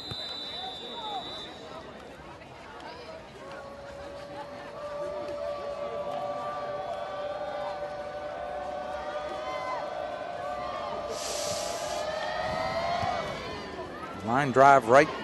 Oh, nice catch. Mr. Demps at the goal line. Comes out. Oh, we're like a pack of dogs over there. Run them down. Griffin turned him back into the. Who we got there? That's Davis Reynolds again. Matthew Easton, Davis Reynolds. Nice job by Marquise GQ Griffin. Got to the outside, turned Mr. Demps back in. And guess what, folks? That ball is about the 15. How would you like to have 6 series where you're starting inside the 20? I'll tell you what. That is awesome. It is awesome. It's awesome coverage. It's a great scheme. Coach Chastain has done an incredible job with this kickoff unit this year. I think we had a few bumps early on, but boy, it is a well-honed unit right now. And they've got personnel in the perfect places. Trompole back in at quarterback. Back in the eye, Carter and Demps. Oh, he got hit. Ball's loose. Are they going to call it a pass or a fumble? Well, they gave him a little charity call there, I believe, because of the score, because it looked like it was close. It looked like that was a fumble. Yeah. He got hit and the ball came loose. Yeah. They're going to call it a pass. They're going to call it incomplete. I didn't see anything about his arm going forward. He just got rocked. I think Nick Dawson was there to greet him. And this is the time of game now where, these kind of things can happen because these kids are a little down now. Trompole on the draw. Ross, he's got room. He may go. I don't know if we're going to catch him, folks. Javius Terry is going to run him down. No, he's not. Yes, no, he did. Javius Terry. Woo. He showed you the streak. His speed saved a touchdown, but a nice job by Joseph Ross. Cut it back. And they're going to be 1st and 10. Looks like about the 8-16 of the Chargers. Perfect example right there. I spoke too soon. Perfect example of what it means to play an athletic team like this. Just when you think you got them completely demoralized and they can't do anything, they're pinned at their 15 and they're getting their quarterback rocked on every play. You've got such good athletes that all he needs is one little crease like that and he's gone. But, boy, wasn't that impressive what Javius did. Yeah, touchdown saving tackle by Javius. Trumpo to the outside. We're going corner. We got good coverage. Perfect. Ball intended for number 18, Taylor Nelson. Is that Marquise? That's Marquise. GQ out there. He played it good and he looks good. So it's going to be 2nd and 10. Dan, the Lord knew what we needed this year. Absolutely. Two corners. I'm absolutely convinced that it was just the Lord bringing these boys to this school, because both of them came to us and said, we want to come to your school for our senior years, and we know you got something special going on, and we want to be a part of it. We didn't know them from Adam's house cat. We played Eagles Landing 2 straight years, and we didn't even know really who Marquise was. Okay. Yep. But he has developed into such a good player, and now we've got 2 cornerbacks that are just incredible. Outstanding. Timeout, Hornets. So we're going to go to a commercial break here. 1:24 when we come back. Let's see if the defense can hold or whether the Hornets are going to prevail.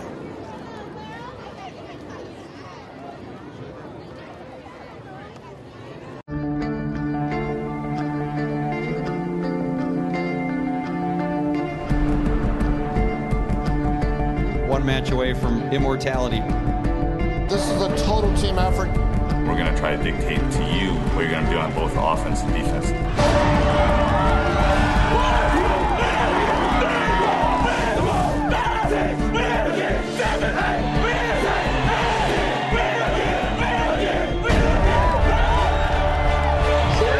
going to come at you. One shot at this. Now it's time to put the hats on and go get some work done.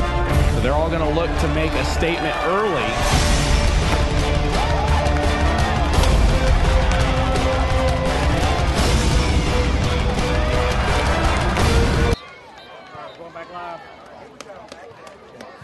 Can the Chargers hold here? Score is not important. Let's see if the Chargers can keep the shutout going here. Dan just made a point off the air that I think is very true. I think Javius thought he was going to catch that kid earlier than he did, and then I think when he noticed, oh, wait a minute, this guy's got a rocket. That's right. I think his pride kicked in a little bit, and he found another gear. He found another gear to run him down. Let's see if it'll work out for the Chargers here. 2nd and 10. Up. Oh, they're getting the chains. Getting the chains over there.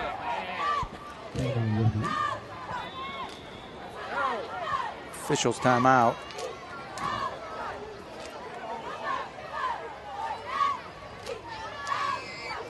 Big challenge for the Chargers here. Not that the game is in dire need here, but it's at 42-0. But this is a chance for the Chargers to bow up late here in the half against a good offense. White Hat is calling over their head coach for some reason. Maybe who's keeping the chains. It may be. We continue to have chain issues over there, and I don't know what's going on. If it's a crew issue or the chain itself. Yeah, maybe the chain itself. You brought up a good point there, though. This is a challenge, and it's a good thing. I know that Coach Chastain's pulling his pretty red hair out over there about that run. That's right. But you want you want to test your guys. Absolutely. And this is a good thing for us to go through right here. There you go. 2nd down. Still the White Hats over with our people. I don't know what the deal is. But we'll get back to action here in a minute. This is going to be interesting. 1:24 to go. Don't know that time will be a factor. Downs may be a factor before time. It's going to be 2nd and 10. Trompo out of the gun. Trips right. Oh, good pressure. Pass incomplete, and I think between Mr. the Beast, Holly. They got a holding call, buddy. 5. We had good pressure. We had such good pressure that they reached out and grabbed one of our guys. Christian Zember coming from the outside. Put the pressure and drew the hold. So we're going to go back 10. Keep it 2nd, but we moved it back out to our 25. I give Trumbull credit. He hangs in there pretty good. He hangs in there pretty good, and he knows automatically to check it down to his safety valve. Yep. And the back coming out of the backfield there. He puts a little more under it, and that would have been a positive play. So we move it back 10. We start the clock. He was trying to get it to Ross again, the kid who broke the long one with the speed. Absolutely. They do try to throw the backside of the backfield, I think, more than any high school team I've ever seen.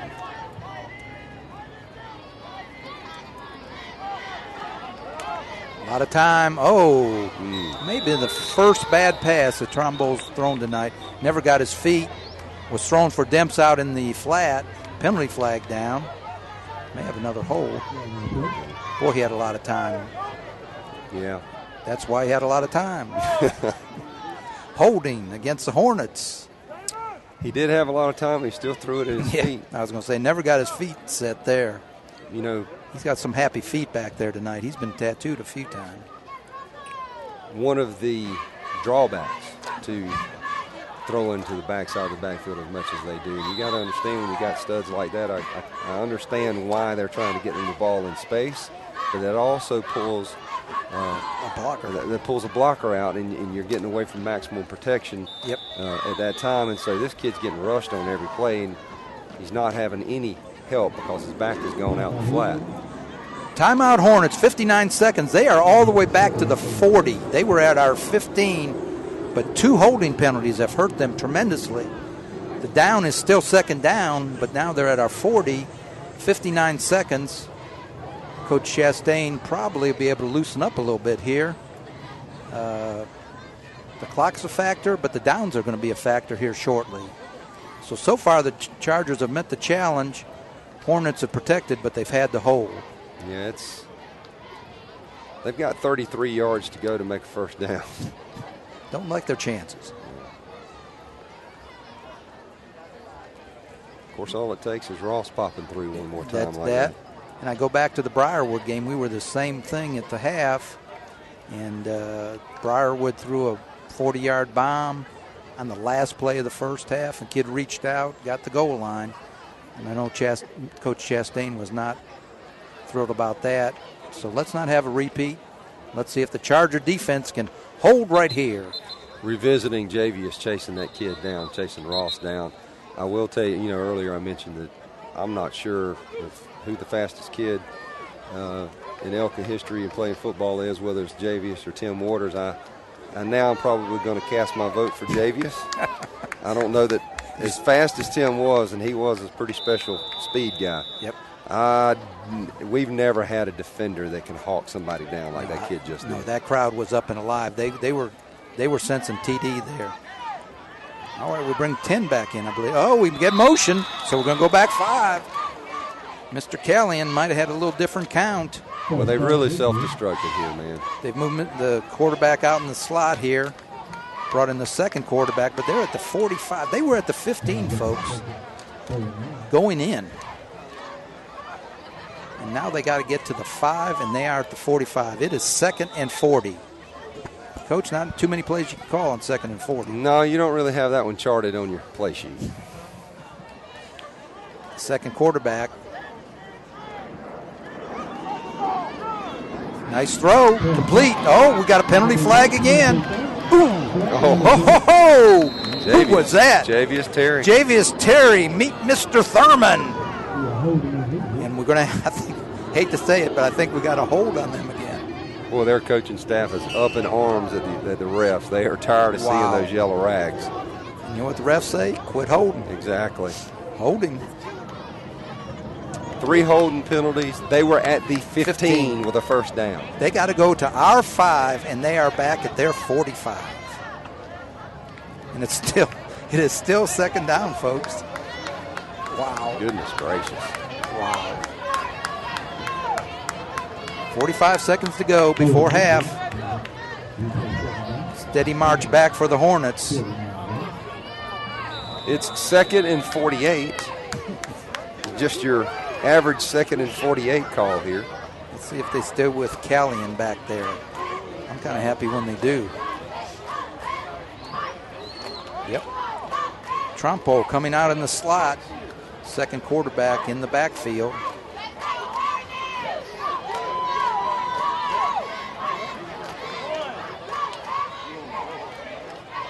Low snap.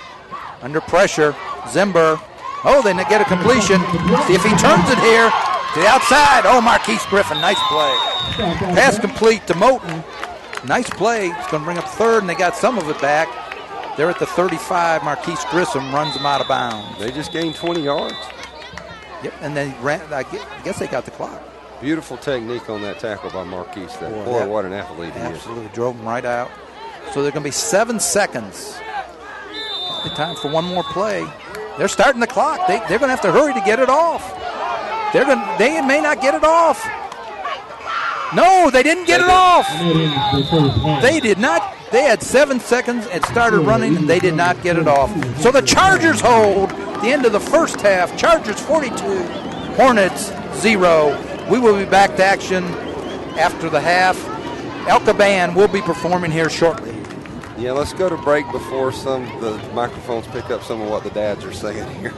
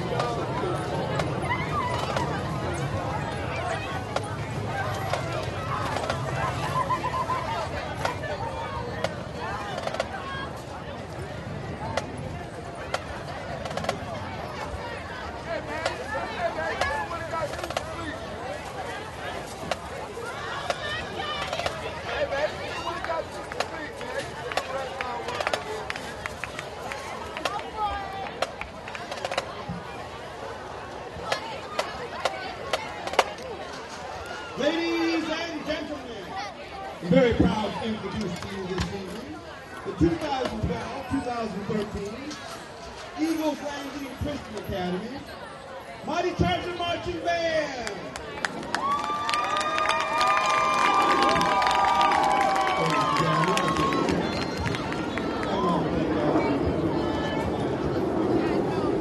At this time, I need all of you to return to the seat.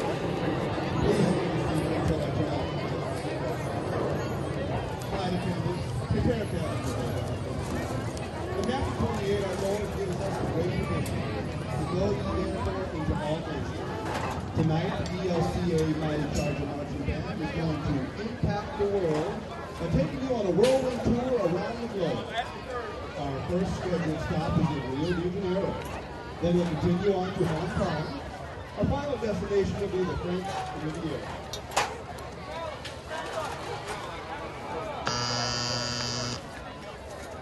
Drum major, Brian Toronto. Is your band ready to take the field?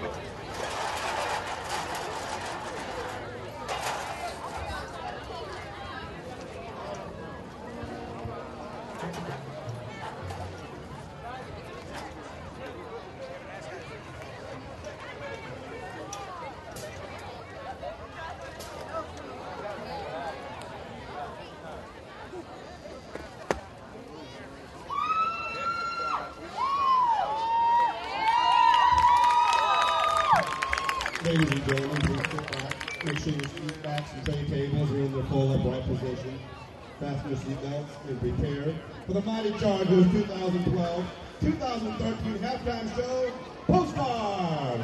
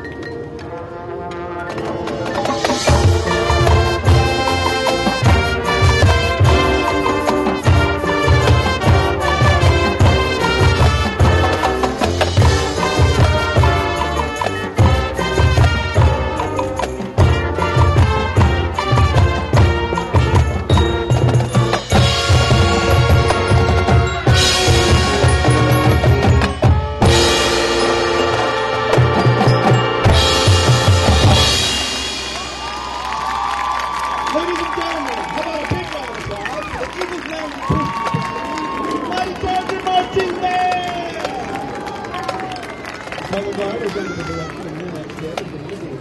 The possible instruction is 4 points. Assistant band director is Jessica Holden. And director is Dave Davis.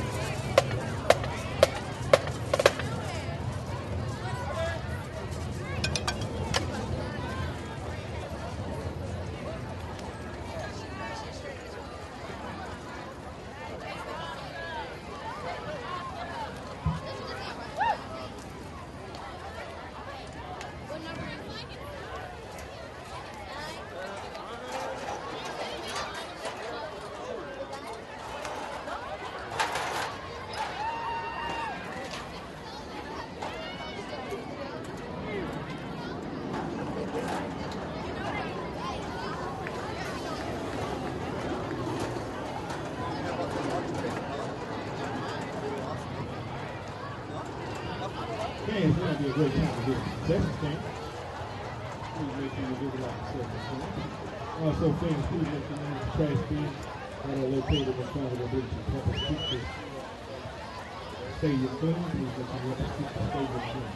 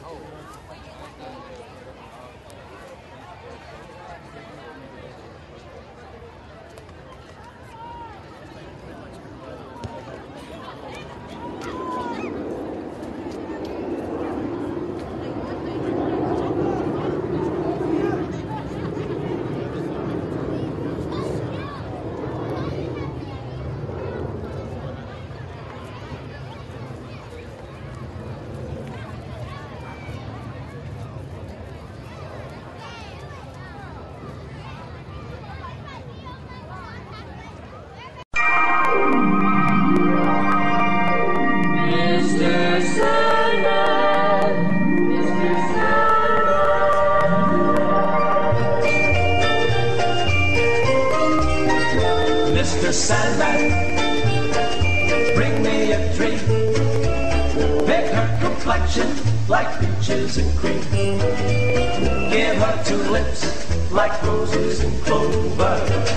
Then tell me that my lonesome nights are over. Sandman, I'm so alone. Don't have nobody to call my own.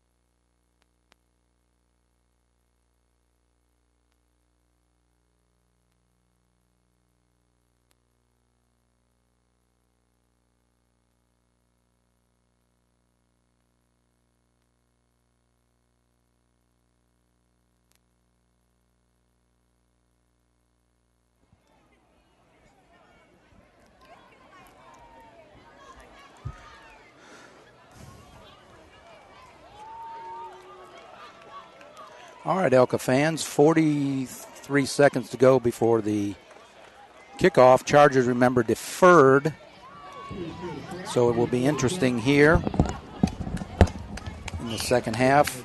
Chargers ahead 42-0. See if we get some white shirts in the game. We can call out some new names for some parents. But a half still to go, and you never know in high school football. But the Chargers have to be encouraged by the way they held off the Hornets, who started at at our 15-yard line with 2 minutes to go and did not score as the half ended. I just got back from being down there with the coaches and the team, and we are definitely going to try to run the ball. Obviously, with a 42-0 lead, we're going to feed the ball to Cam Stewart some and try to get this clock moving and get out of here.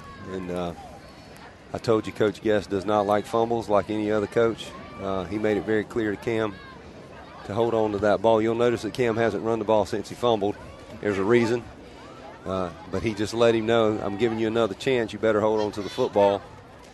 And simply because we need to run this clock down. Absolutely.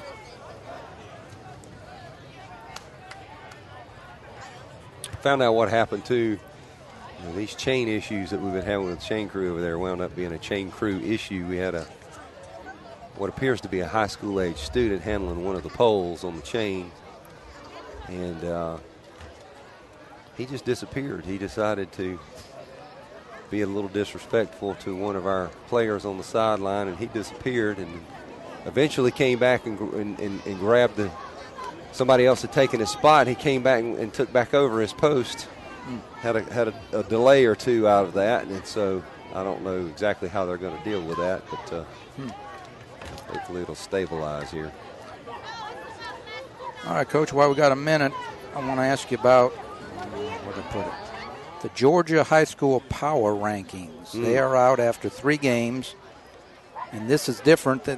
This is not record rankings. This is a formula they use, and you may know more about it than I know. You know more about it than I do.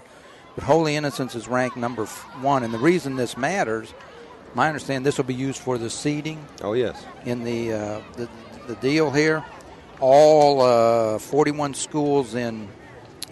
Let's see here.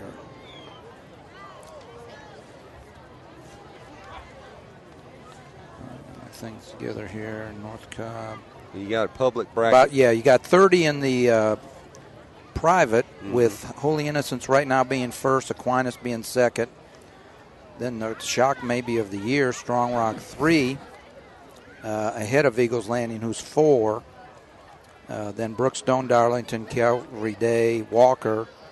I guess the shocker is when you look down at 16, where Prince Avenue is 3-0 and is ranked 16th in the state. You kind of. And then Savannah Christian ranked ahead of them, and they've lost. Yeah, 2. and they Savannah Christian is 13th and lost to Prince Avenue and is 0-2.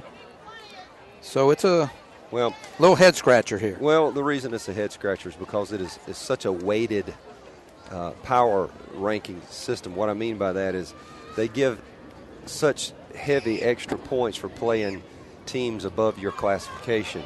And those teams like us who are playing teams like Briarwood Christian out of Alabama that are above us, Washington County, this team, Hapeville Charter, is a AA. You get extra points for playing above your classification, which is it actually encourages you to schedule those earlier in the season. But that's why some of that stuff is so skewed, and you see an 0-2 Savannah Christian team ranked higher than a 3-0 Prince Avenue team that beat Savannah Christian.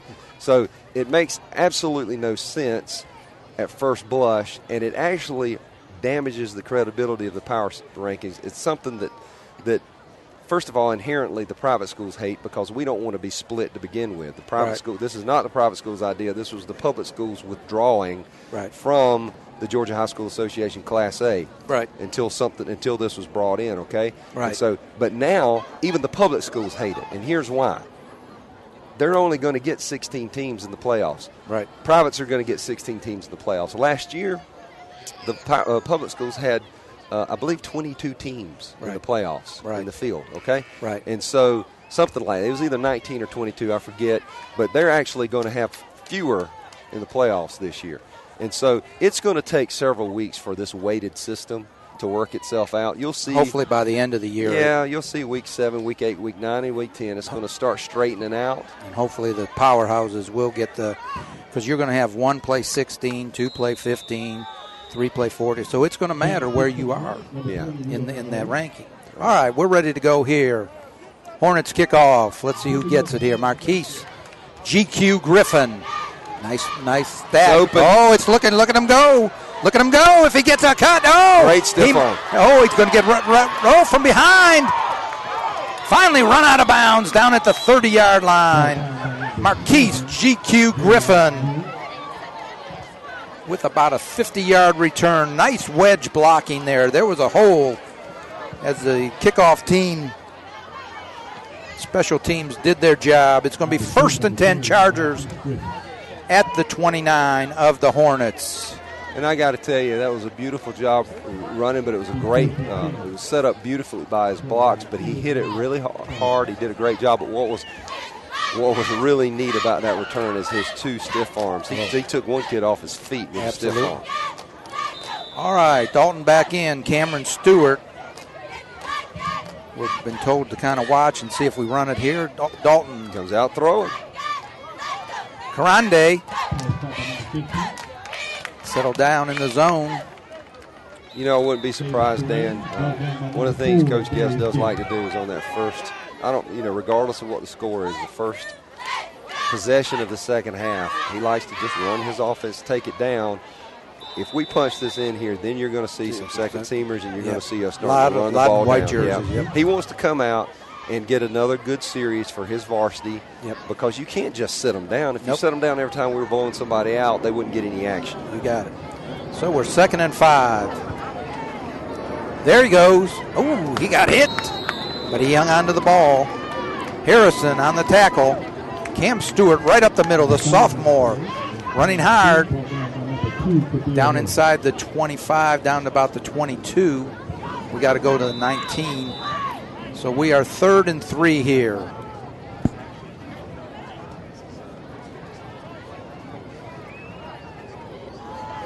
I know he'll probably still use Dalton running some, but I think even if he runs on this down, I think you'll start seeing minimal carries for Dalton just to protect him. Keep him safe. Yeah.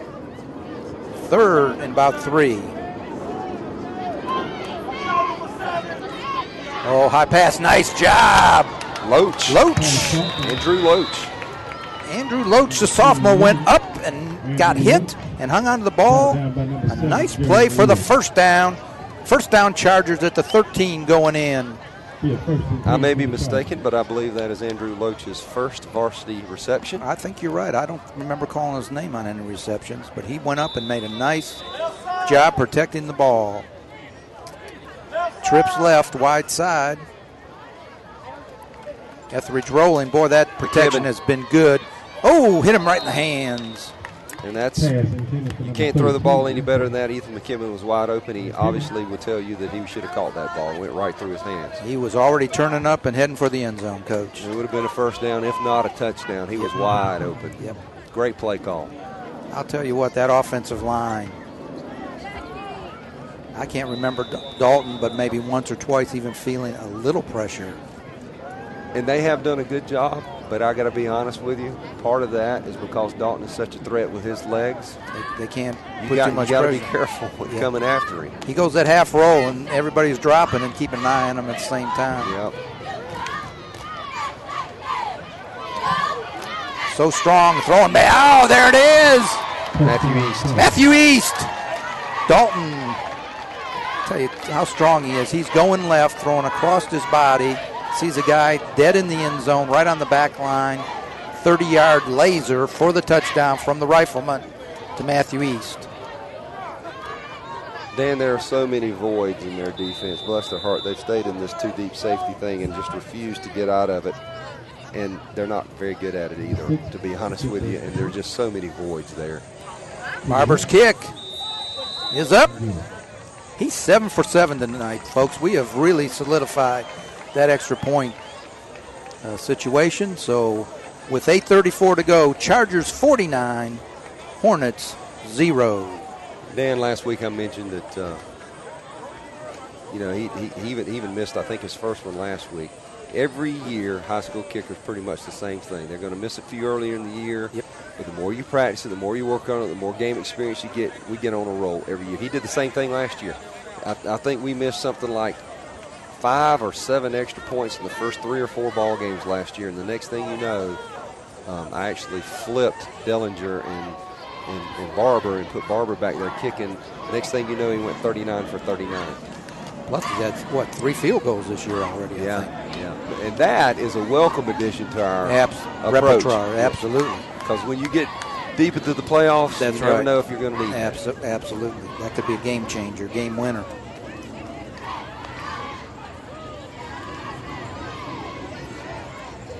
That clock cannot run fast enough. No. We want to get out of here. Yep. So far, I don't think we've had any injuries, and we don't want to.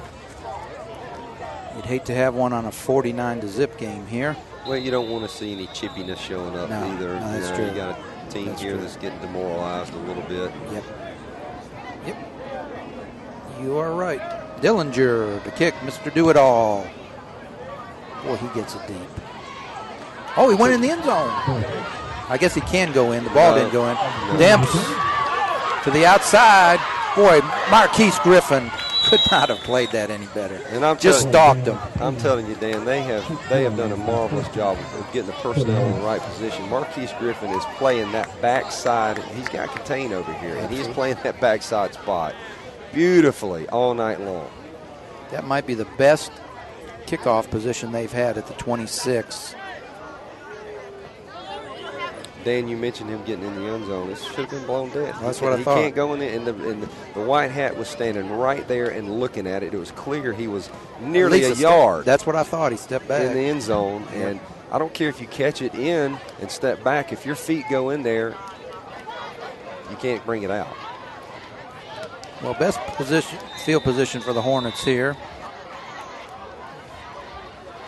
Trumbull out of the eye. See if they're going to run it here. Ran the draw to Ross. Oh! Fantastic job by Andrew Williams. The Hulk puts him down. I watched him the whole play on that, Dan, and he actually was double teamed, and so he was very patient, got his eyes in the backfield, played great technique. Just as soon as he noticed the sprint draw, he shucked the guy and dove and made the play, and he's got the wingspan of a condor in California. So I think he reached about 12 feet and made that tackle. No gain.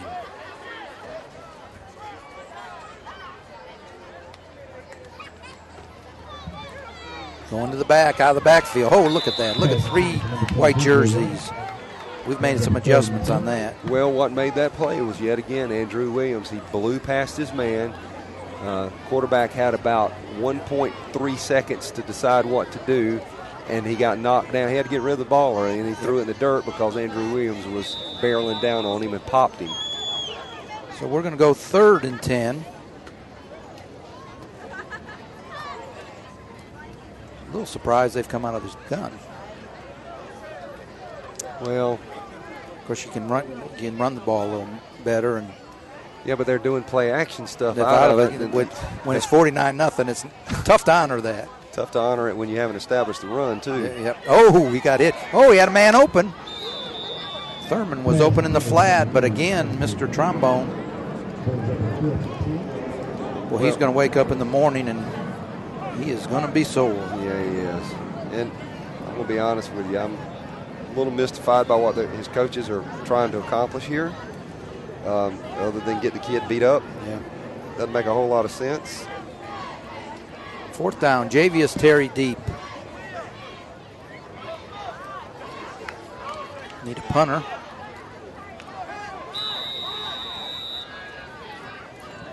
I think they need him. Here he comes. He was down on the end of the bench. Mr. Reyes. Last time, a beautiful punt. Boy, he just barely got set. Nice and high. Oh, that's going to hit. That's going to, oh. Dan, one thing I've noticed this year when Javius has been out there on punt, we got to really start working with him. He lets the ball hit way too much. Yep. he's got to fair catch that ball and keep it from hitting the ground. Absolutely. Because that worked for us that time, but that could have taken you could lose 15 yards real easy. Here we go. First down, Chargers. From the Charger 47. Cameron Stewart engulfed by Al Grant. Got to give Hapeville a lot of credit, man. These kids are still playing hard. The scoreboard says one thing, but we've run up the middle twice now on them, and they've been there. Gain of 3 brings up 2nd and 3.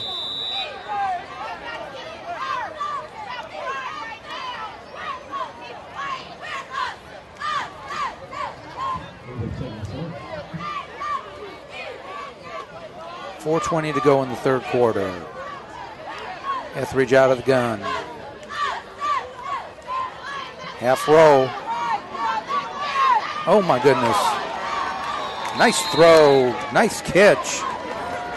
Trying to get the number there. Is that Karandi? That is Karandi. Karandi, Mr. Good Hands. Down there about 20 yards, 30 yards down to the Hornet 25. Decent coverage, but that ball was right on the money. And again, I'm amazed. Dalton Etheridge rolling left with that rifle arm. Well, I just defy you to find a high school quarterback that can do that any better. My gosh, he just rolled and threw a ball 40 yards in the air on the money. Now, he's been replaced, just as I suspected. Well, good. All right. It's Jordan Long. Jordan Long now in the game. Good. Glad to see him there. Oh, handoff. Mr. Demps. Mr. Destrade. Well, I think Cameron Stewart got the message at halftime from Coach Guess about holding on to the football, because that's the type of play right there where you easily get it stripped. He could have. And he held on He did well. a nice job hanging on, because that could have very easily been a fumble. 2nd down 10. Let's try it again. Mr. Stewart moving the pile. Nice job. Destrades. Grant again on the tackle. Pick up about 4. It's going to bring up 3rd and 6. Love to see this little guy, Jordan Long, in there at quarterback, getting some experience.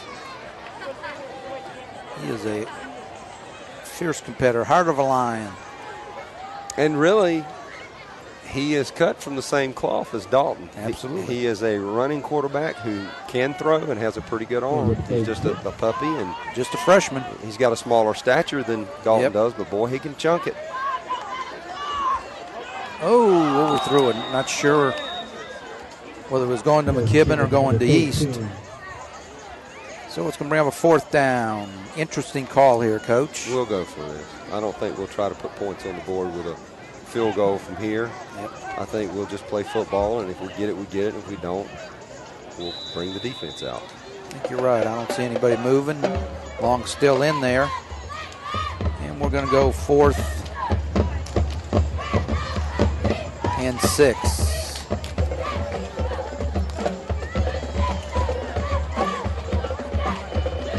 Dillinger and Loach to the right. Rondi and Busher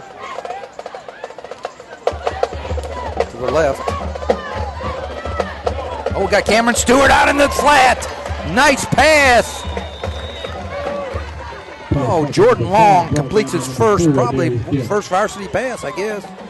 Cameron Stewart run out of bounds. Demps runs them out. But we're going to go 1st and 10 Chargers inside the 5. It's going to be 1st and goal. And you know what, Dan? When that play first started with the trips right over there, it looked like a hot mess. Actually, it wasn't trips right. I think it was just doubles, but then ran them inside, ran Stewart outside. Right, had a natural yes. And it opened up beautifully. He put it right in his hands. That is not the easiest pass, folks. When you got a guy running. There it is. That might have been handoff, Coach. Oh, we did not come together on the mesh.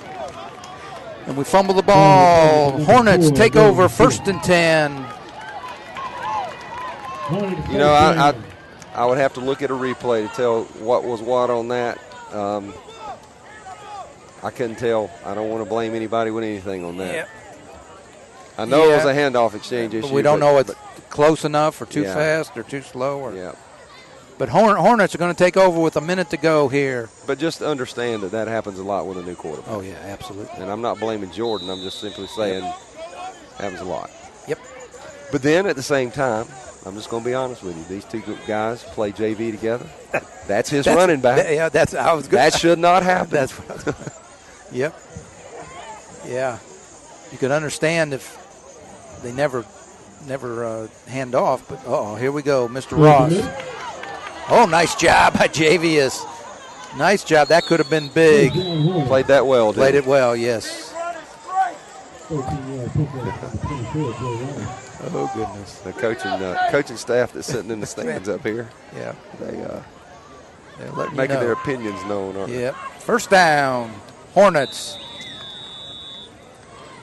they? You know, that little dump pass out to Cam, one of the reasons that thing looks so pretty is because it's a rare thing for us. We don't see that very often. We do not throw to the backs much out of the backfield. We keep them in for protection. Yep. It is a great weapon if you can pull it off. Absolutely. What do we have here? Quarter? I guess so. I guess we're going to go quarter. It shows 1 second, but they're going to. Unless somebody called. Did somebody call timeout within 1 second? I guess they did because. I guess they desperately needed that 1 second in the third quarter. Wow.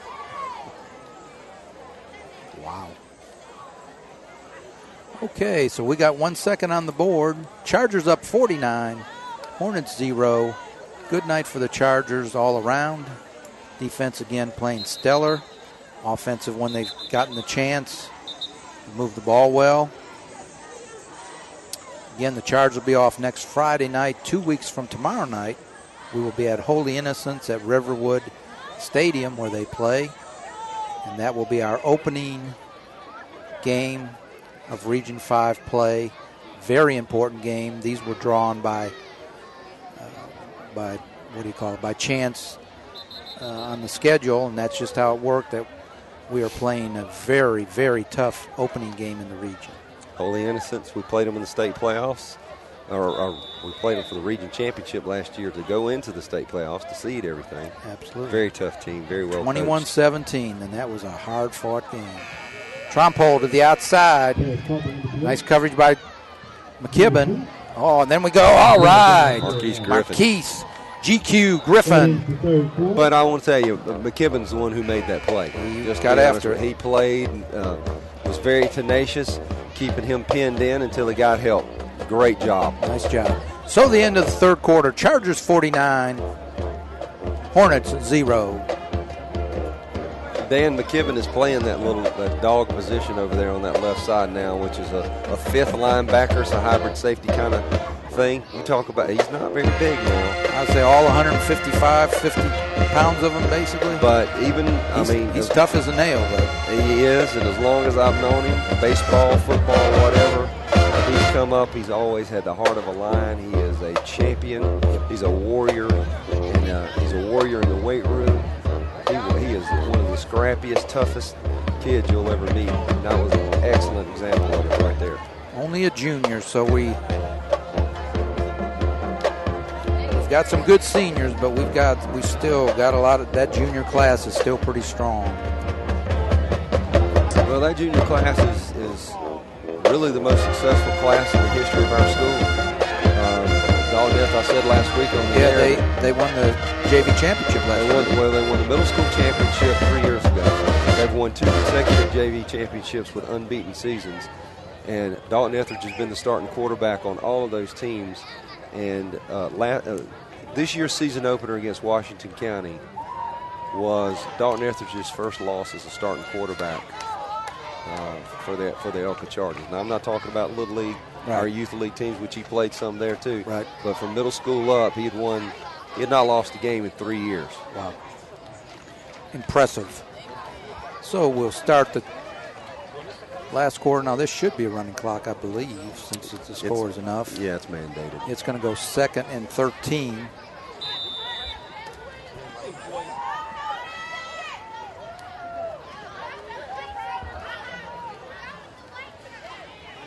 Trumbull, we're going to hit the back out of the backfield again. That's Mr. Ross. He's changing field. Looks like a punt return. It may go. Oh, Javius gets blocked inside. McKibben takes it on. Oh, we run it down. Nice job. Well, you talk Marquise Griffin. That looked like a punt return, Coach. It did, and what an amazing athlete that kid is to even be able to do what he just did. But I got to rave about Marquise Griffin. Goodness gracious, that was a collegiate football play to be able to chase him down, and the great technique on the tackle at the end. Absolutely. It was beautiful. I will say this, though. One of the reasons that that play was successful, at least on the far end over there, I was watching Brad Moore at cornerback, and Brad got sucked inside a little bit too much, and the kid got the edge. He's got to be careful to contain out there. First down, Hornets at the 42. End off to Demps. Oh, Demps, he hasn't found much tonight. He has not found much tonight at all. And I got to tell you, on film, he was the harder runner between the two. Nick Dawson having a good game again. Griffin Alexander coming in at linebacker. All right. Starting to get some white shirts in here. Freshman coming in. Now you got Darius Good coming in. Darius Good coming at the nose. Now you got two sophomores out there on that defensive line, and also Christian Zimber out there. Yep. 2nd and 9. We're going to hit the back. Oh, threw it right by Zimber's nose. Oh, wow. Yeah, look at it go. Demps, I'll tell you what, he ran hard that time, Coach. He's a hard runner. I gotta give him all the credit in the world too, because Alex Street just squared him up, had him pinned, and McKibben and Good.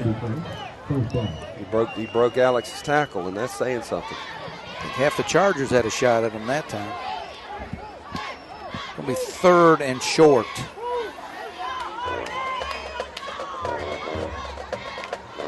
And they're going to move the ball some, because you got some terrific athletes that are varsity players out there.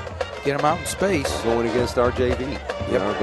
Well, more and more JV players on the field. Yep. Oh, they're going to run the reverse. We're at home. No, we got sucked in a little bit. Oh, nice reverse. Finally, Javius Terry. But a nice reverse. Good play call. Very nice play call. And I got to tell you, Javius recognized that really well, but their guy did a good job of blocking, and Javius made a fatal mistake. He went inside. Yep. Coakley on the reverse. We're going to go inside the 10 and going to be 1st and goal. You have to maintain outside leverage on that play to keep contained, keep your outside arm free, and force that guy back inside so the defense has a chance to catch up. Can't dip inside. Okay, out of the eye again. Oh, we got timeout. It's going to be Chargers. No. Yeah, it is. Yeah, we called it. I think Coach Chastain's trying to maintain that goose egg. Yep. Going to.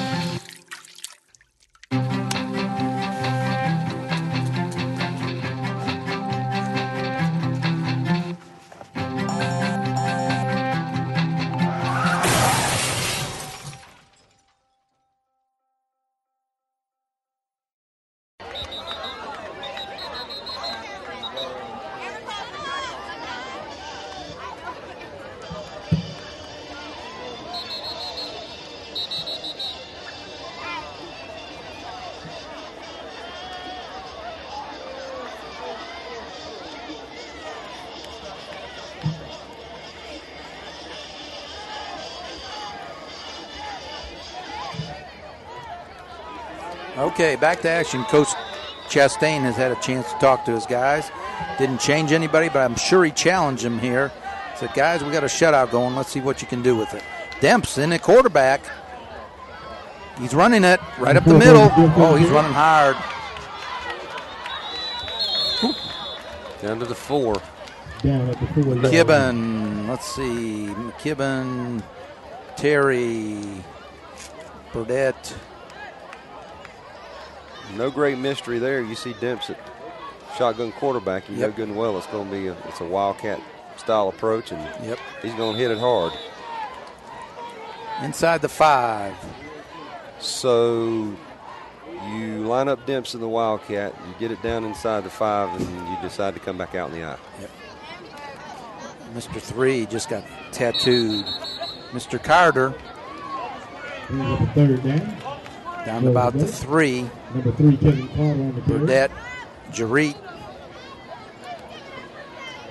So we're going to be at the inside the 3. 3rd and goal. You got the dad offensive coordinator up here is calling for a global screen on the 2-yard line. 2-yard line, yeah. That's I'm sorry to tell you, buddy, but they're going to be playing up in your face at the 2-yard line. You don't want to run a global screen. Trumpole under quarterback. Demps at the tailback. Got to believe that's where it's going. There he goes. Ooh, nice job. Javius just saved a touchdown. Javius Terry knocked him back right at the goal line. Griffin was holding on, and Javius, just as Demps was getting close. Folks, it's inside the 1. It may be. The stick over there on the far side says it's right at the 1, so it's going to be 4th and goal from the 1. I think it's inside the 1. Certainly looks like it, doesn't it, from here? Yes. Looks like the length of the football's inside the 1. Yeah, you wonder if Trumpole might just take it, as big and strong as he is. Well, I think they're lining back up in the shotgun with Demps back. No, they're going to go. They're going eye. They're going eye. It's a long way to go from the eye. Yep, Demps, you're right. He got it. I believe he got it. I don't know. No sign yet. No sign yet. He looked like he. I thought he got a good got push. Over. He looked like he was tall enough to do that to me. Touchdown! It was. Took a while. Yes. Dig out all those bodies. I'll tell you what, though, they got a pretty good push. Yeah, they did. And he's a big kid. Yep. That's why I would have been surprised if they would have handed off. So Trumpole gets in the end zone with 6:07 to go. I suspect they're going to line up and go for 2. I would think. A lot of times. I would think. It's hard to find a good place kicker. Yep.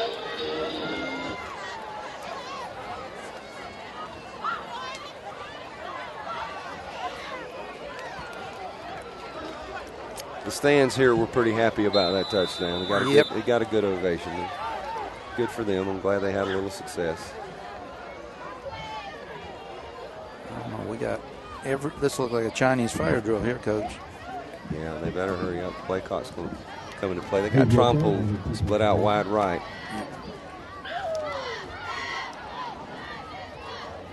Trying to throw the fade. Oh, great coverage. It was great coverage. Javius Terry went up over him, did not interfere, and knocked the ball down. Well, they tried to set up a single coverage scheme over here with the big, tall Trumpole. Looked like it was pretty obvious what they were going to do from the start, to throw a fade to him. What a great play. So with 5:43 to go in the fourth quarter, Chargers 49, Hornets 6. Dan, if you're going to do that, you really need to get more depth into the end zone, and you need to get some more arch on that ball. You need to throw the ball up so you make a play on it. Yep. Of course, by going to him, they bring their second quarterback in, which is why the throw wasn't that good. Yeah. So you take your poison. Exactly.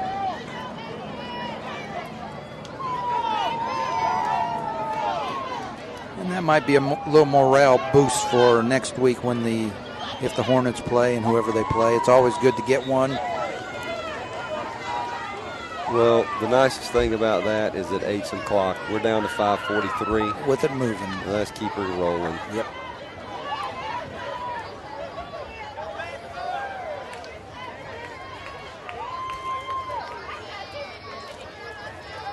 Got a mixture on this kickoff return team now. Some JV kids, yep. too. I see Morgan Alexander out there.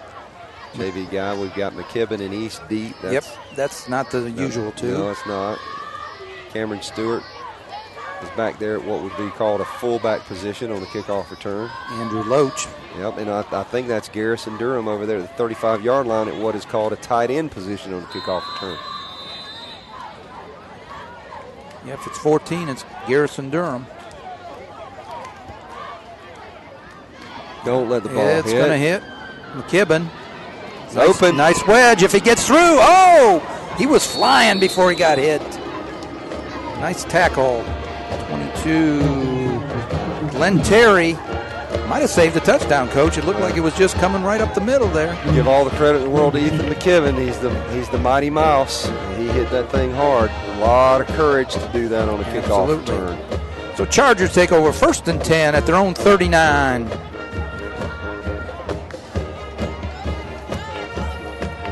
Jordan Long in at quarterback. And by them scoring, might give us Jordan a chance to maybe throw another pass here. Let's see. Matthew East. Boy, he gets to that outside. Look at him go! Look at him go! If he gets one block, he may go! He's gone. He's gone! Touchdown, Matthew East! Now, let me give you some props here. And I know we're just trying to run the clock out, but we got a block, but I'm not sure. Well, I can tell you that on this edge right here, let me give some props. Andrew Loach. To Cole Dellinger. I wasn't watching Loach, I was watching Cole Dellinger, who was fighting like a madman to block his guy, and he did a fantastic job. You felt like Mr. Loach maybe got a little jersey? He might have got a little jersey, but they didn't call it, so obviously he didn't. Yeah. But that looked like a punt return, Coach. That Matthew East, when he gets out there, wow. Well, I'm going to be honest with you. That run and the one in Birmingham where he scored from about 70 yards. Yep. Unbelievable. You can clip those out and put those on the highlight reel for how to run the jet. Barber gets hit again. He's on the field. Apparently in the Hapeville rec department, that's not a rule, and they've just come up and got used to it, I'm guessing. You can apparently malign and brutalize the kicker, and it's okay. I guess. But whatever. But let me go back to the jet. I said it last week. I'll say it again. I'm probably going to say it every week this year since we run it so much. The jet stretches the defense out wide, east and west, and opens up what we do up the middle with Dalton and with Keontae and Cameron Stewart and all those running backs. But to do the jet, you have to have incredible perimeter blocking. And one of the drills that we run ad nauseum in practice is called perimeter drill. We basically just line it up with a skeleton crew, and it's nothing but our receivers against their defenders, and we're really not even blocking offensive line. It's really just running the jet against the perimeter blocking, and we run it over and over and over again, and we're running it for two reasons. Number one, to give our blockers practice in that open field block. It's called mirror blocking, and it's the most difficult block to do. And number two, to teach our runners how to read those blocks and play and cut off of those blocks. When you cut it up, when you don't. And I got to tell you, Matthew East has been so disciplined in stretching that thing and stretching that thing. That run right there was an example of how textbook you run it to the edge and just let it develop. And if there's no need to cut it up, you never cut it up, because if you get a seal on the outside, you hit it like that and there ain't nothing there. You can go. And when it clears like that and opens up, it is gorgeous. It's beautiful to see. A little change here. Do it all Dillinger. I guess they gave him a seat after that great block. Barber to kick off. 5:07 to go. Chargers up 56-6. Bob, oh, nice. Nice high kick. Nice high kick. Mr. Demps, he's exciting. Great. Oh, we didn't wrap up. He's exciting. He may get loose. Oh, we had a shot. Oh, this may be a punt return here, Coach. Barber does a nice job. Oh, where we go. Job, Aaron Farthing. Aaron Farthing probably saved a touchdown there, folks. Yes, he did. Isaac Barber was doing a nice job holding up the blocking, and Aaron came in. I'll tell you, when you kick off to Mr. Demps, it's going to take a while before you get him down. Well, I want to tell you something.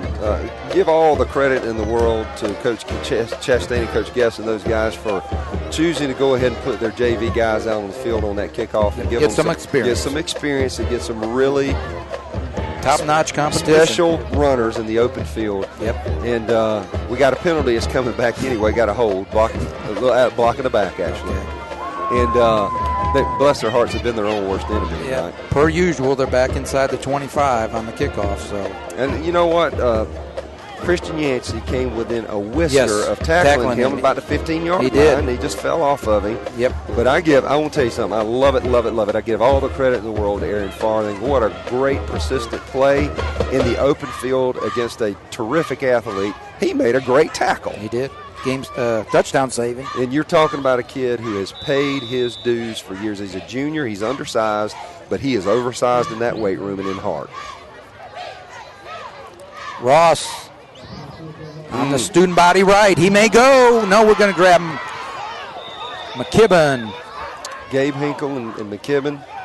Griffin Alexander. I think McKibben may be cramping up. Yep, looks like it. He's down, grabbing that calf.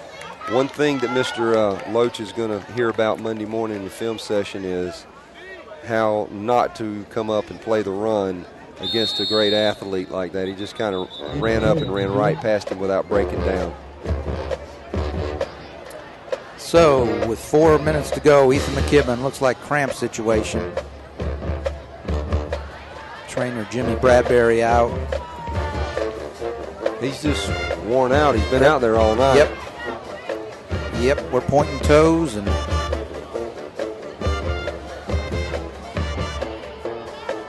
Dan, you're going to see stuff like this too. When you got all white jerseys, clean jerseys out there going against a kid with the caliber of Ross running the ball. Yes. You're going to see some long gains. It's not surprising. Nope.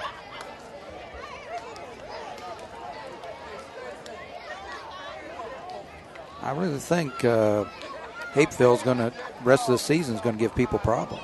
Well, they're athletic enough. I don't know much about their region. I couldn't tell you how they're going to fare against them, but I will say they're going to be playing double-A competition. That's true. They better strap it up. They are in, I got it here if I can find it. Oh, my goodness. I take back my prediction, Coach. Greater Atlanta Christian. Uh-oh. Lovett. Uh-oh. Wesleyan. Uh-oh. Westminster. Uh-oh. Oh, well, it may be a long season. Yeah. Bless their hearts. Woo. Well, listen, they're new. Now, I don't know if they're playing although they're listed in the region with those folks. I guess they're playing a region schedule. I think they're playing a region schedule. I think this is the first year they're playing a region schedule. And listen, they're like everybody else. They're new. Yep. You got to pay your dues, you know. We paid our dues in the GISA and got the stuffings beat out of us every week for years, you know. Yeah, but we paid our dues. I led four. I mentioned 4 schools there, Coach. Oh, I know. Wow. Yeah, that's murder. I was going to say exactly what I was going to say. Quarterback on the keeper. You know, I'm going to be honest with you, Dan. I do not understand why they haven't let Trompool do that more often. Tonight. I mean, he's got a great quarterback, a great running quarterback right there, an athlete. Let him do that. Absolutely. Gain of 7, 2nd and 3. I'm with you. If they give him some options. Yeah, and just swapping out kids and clearly, bless his heart, I'm all for number 10 getting some experience, but he's not the athlete that kid is. No, he's not. No, he's not. Clock running, 3:30 to go in the 4th quarter. Chargers up 56-6. Hornets at the Charger 44. Trompo. Oh, man slipped down. Nice pass. Finally dropped. Well, you got a really good fast athlete out in space, and you got JV athletes out there playing in space. Alexander with the tackle, but not before a Hornet 1st and 10 at the Charger 25.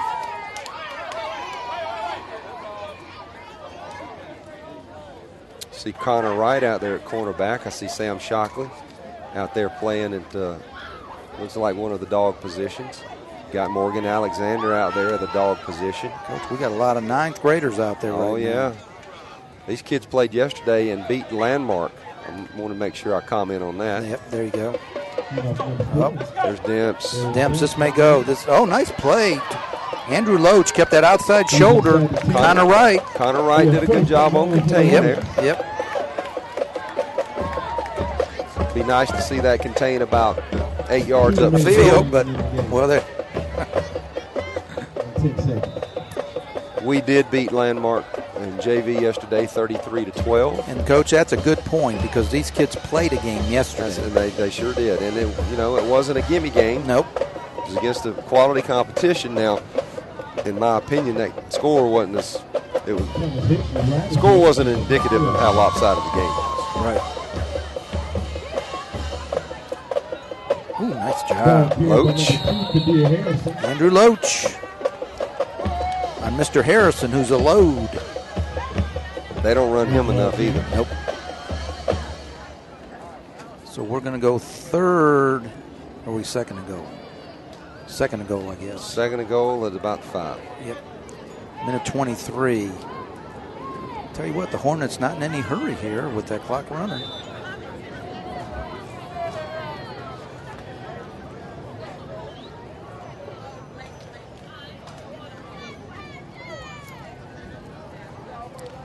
So second and goal from the 5.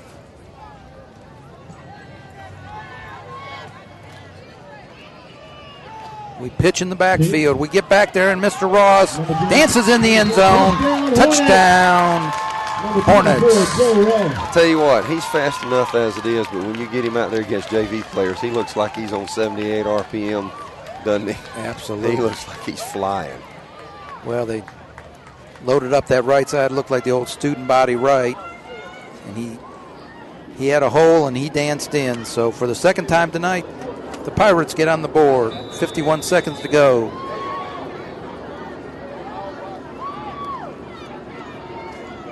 Homestands start clearing out here. Good bit. Yep. I got to tell you, man, I'm proud of our fans over there. You look across the way, and we travel so well. We do. People love to see us come to the gate, pull out that money. I mean, there are more people from ELCA here tonight than the home crowd. Oh, by far.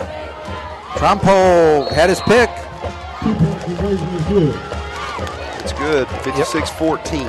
That was to Jerian Woods. So 42 seconds to go. 43. Chargers 56. Hornets 14.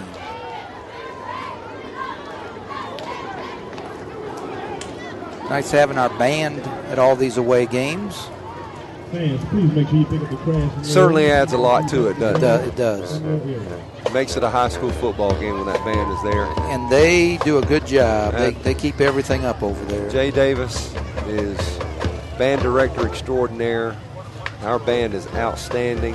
We have great kids in that band, and they're very dedicated, work very hard. Jay pushes them hard, just like Coach Guest pushes our football team hard. Chuck Eckstedt and Fine Arts patrons are as supportive as you can ever find at any school, anywhere, and it's reflected in how good we are. Absolutely. Every year we go win some grand championship of the competition that we. I mean, listen to that. It's the ESPN theme, and you can hear it through our headphones. Absolutely. They are blaring it.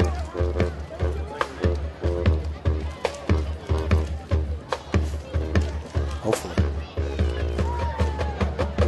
All right, kicking off.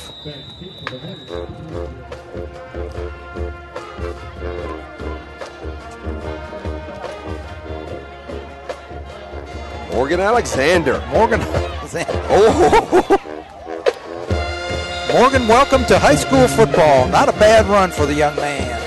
Well, he's a sophomore. He's tough as nails. Returns it up to the 37, hung on to the ball, took his hit, did a nice job. Dan Morgan gets up at about 5 in the morning and goes to the State Farmers Market and works at his daddy's store up there.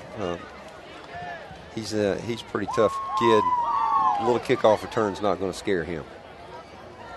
Nice job. Jordan Long back in. Clock's running with under 20. Let's see what we're going to do with it here. We're going to run this ball. It's like Garrison Durham's going to get a handoff. He does. Garrison Durham. And that's the ball game. Gets his jersey with a grass stain on it. In the end, Chargers 56, Hornets 14.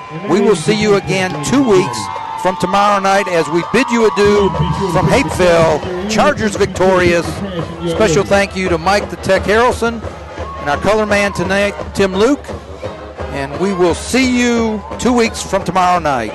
I am Dan Hilkema saying, Chargers win.